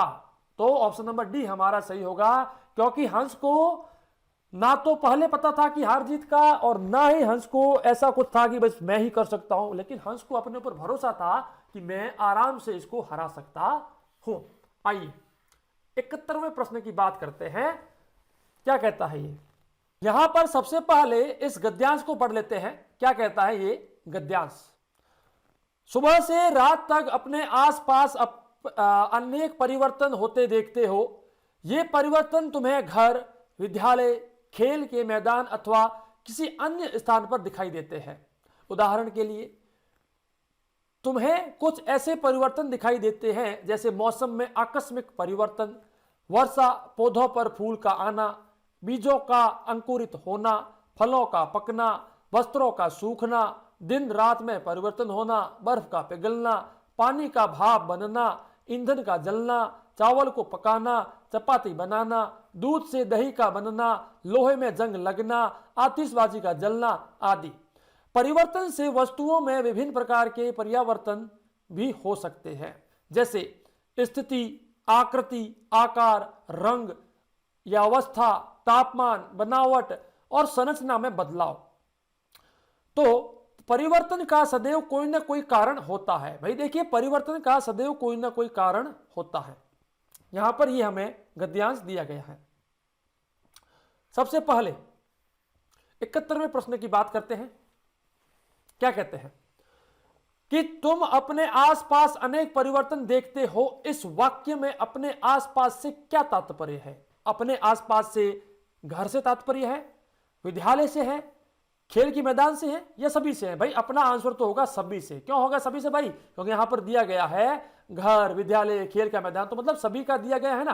तो ऑप्शन नंबर डी हमारा सही उत्तर होगा। बात करते हैं 72वें प्रश्न की। इस गद्यांश में जिन परिवर्तनों का उल्लेख किया गया है उनमें ऐसे कारकों को सम्मिलित नहीं किया गया है जैसे स्थिति और आकृति। भाई स्थिति और आकृति तो यहां पर दिया गया है, ये देखिए स्थिति और आकृति दोनों दिए गए हैं, तो भाई ये तो हमारा गलत उत्तर हो गया। आकार और रंग, भाई देखिए आकार और रंग भी यहां पर दिया गया है, देखिए आकार और रंग, तो भाई ये भी हमारा गलत उत्तर हो गया। बनावट और संरचना, भाई आइए बनावट और संरचना को भी देख लेते हैं, यहां पर है कि नहीं है। ये रही बनावट और ये रही संरचना, भाई ये भी दिया गया है। तो पीछे कौन बचा? कीमत और मूल्य हमारा सही उत्तर हो जाएगा। आइए नेक्स्ट क्वेश्चन की ओर बात करते हैं। परिवर्तन संभव नहीं है यदि वह आकस्मिक हो, जब तक उसके लिए कोई भुगतान ना किया गया हो, जब तक कोई कारण ना हो, जब तक उसकी मांग ना हो। भाई जब तक कोई कारण ना हो तब तक कोई परिवर्तन नहीं होता, क्योंकि मैंने लास्ट में आपको बार बार बोला था कि परिवर्तन का सदैव कोई ना कोई कारण होता है, बिना कारण के परिवर्तन नहीं होता। तो क्या होगा हमारा आंसर? जब तक कोई कारण ना हो। आइए यहां पर 74वां प्रश्न क्या कहता है, देखिए। हमारे आसपास होने वाले परिवर्तनों में नीचे किनका उल्लेख नहीं किया गया है?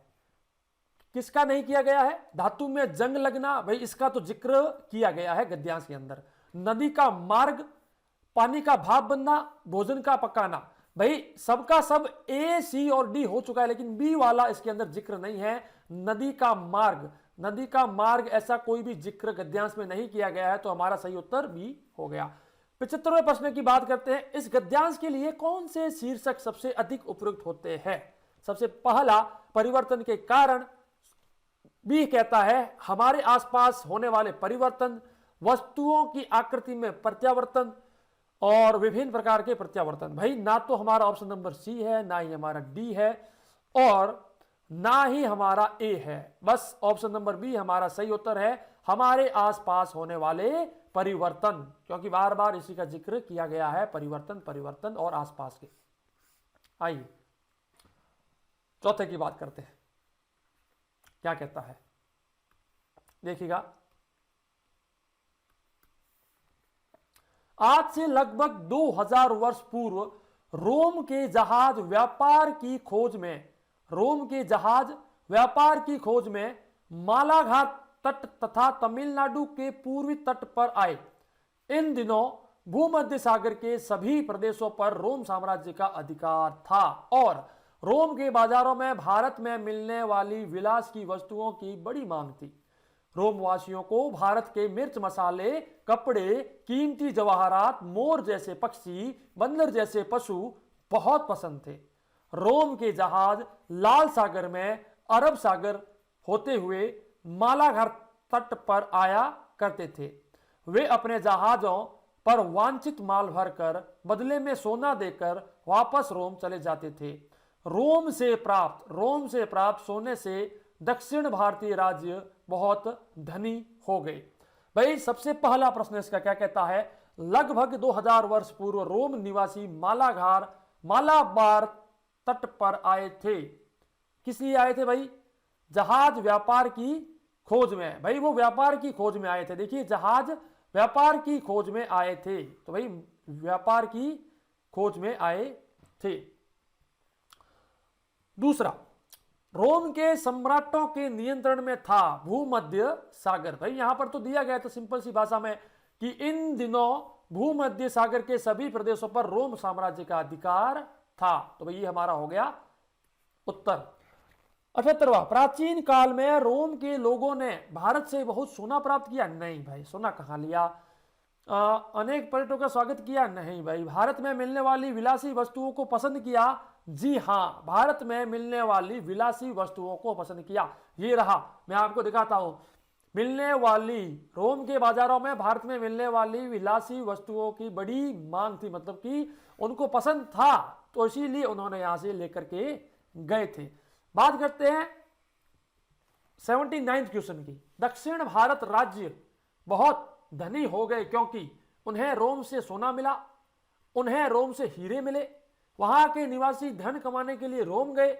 उन्हें राज्यों के आसपास समुद्री तट था। नहीं भाई साहब, उनको रोम से सोना मिला था, क्योंकि रोम वाले जो थे वो यहां से विलासी सामान लेकर के जाते थे, विलासी वस्तुएं लेकर के जाते थे और बीच में उनको सोना देकर जाते थे। बात करते हैं लास्ट क्वेश्चन की। भाई लास्ट क्वेश्चन के बारे में बात करते हैं, लेकिन आपने अगर कोर्स नहीं लिया है तो हमारे एंड्रॉइड एप्लीकेशन को अभी इंस्टॉल करें गूगल प्ले स्टोर से और अपना कोर्स रजिस्टर करें, क्योंकि 5 स्टार की रेटिंग आपको जरूर देनी है। बात करते हैं इसके बारे में, और ये मॉडल पेपर भी आपको हमारे एंड्रॉइड एप्लीकेशन के अंदर मिल जाएगा। इस गद्यांश से यह पता चलता है कि प्राचीन काल में दक्षिणी भारत के निवासी रोम से बहुत व्यापार करते थे, रोम को जहाज बेचते थे, रोम बहुत मात्रा में सोना बेचते थे, रोम से विलासी वस्तुएं प्राप्त करते थे। भाई प्राचीन काल में दक्षिणी भारत के निवासी रोम के साथ व्यापार करते थे। भाई क्या करते थे? व्यापार करते थे। तो इस प्रकार से ये हमारे सारे प्रश्न हो गए। यही प्रश्न पेपर आपको नवोदय के एग्जाम में देखने को मिल सकता है। तो भाई लाइक और शेयर करना बिल्कुल ना भूलें। मैं मिलूंगा नेक्स्ट वीडियो में। जय हिंद, जय भारत, धन्यवाद।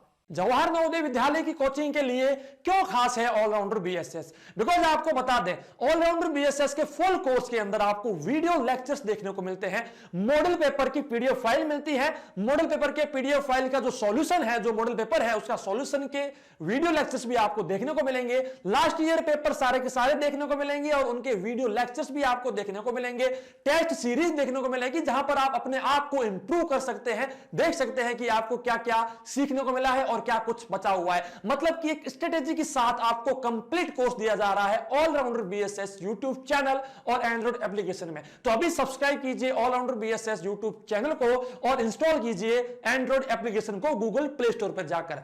धन्यवाद। घिरे हुए अंधियारे को अब हम दूर भगाएंगे, घिरे हुए अंधियारे को अब हम दूर भगाएंगे, ज्ञान की ज्योति जलाएंगे।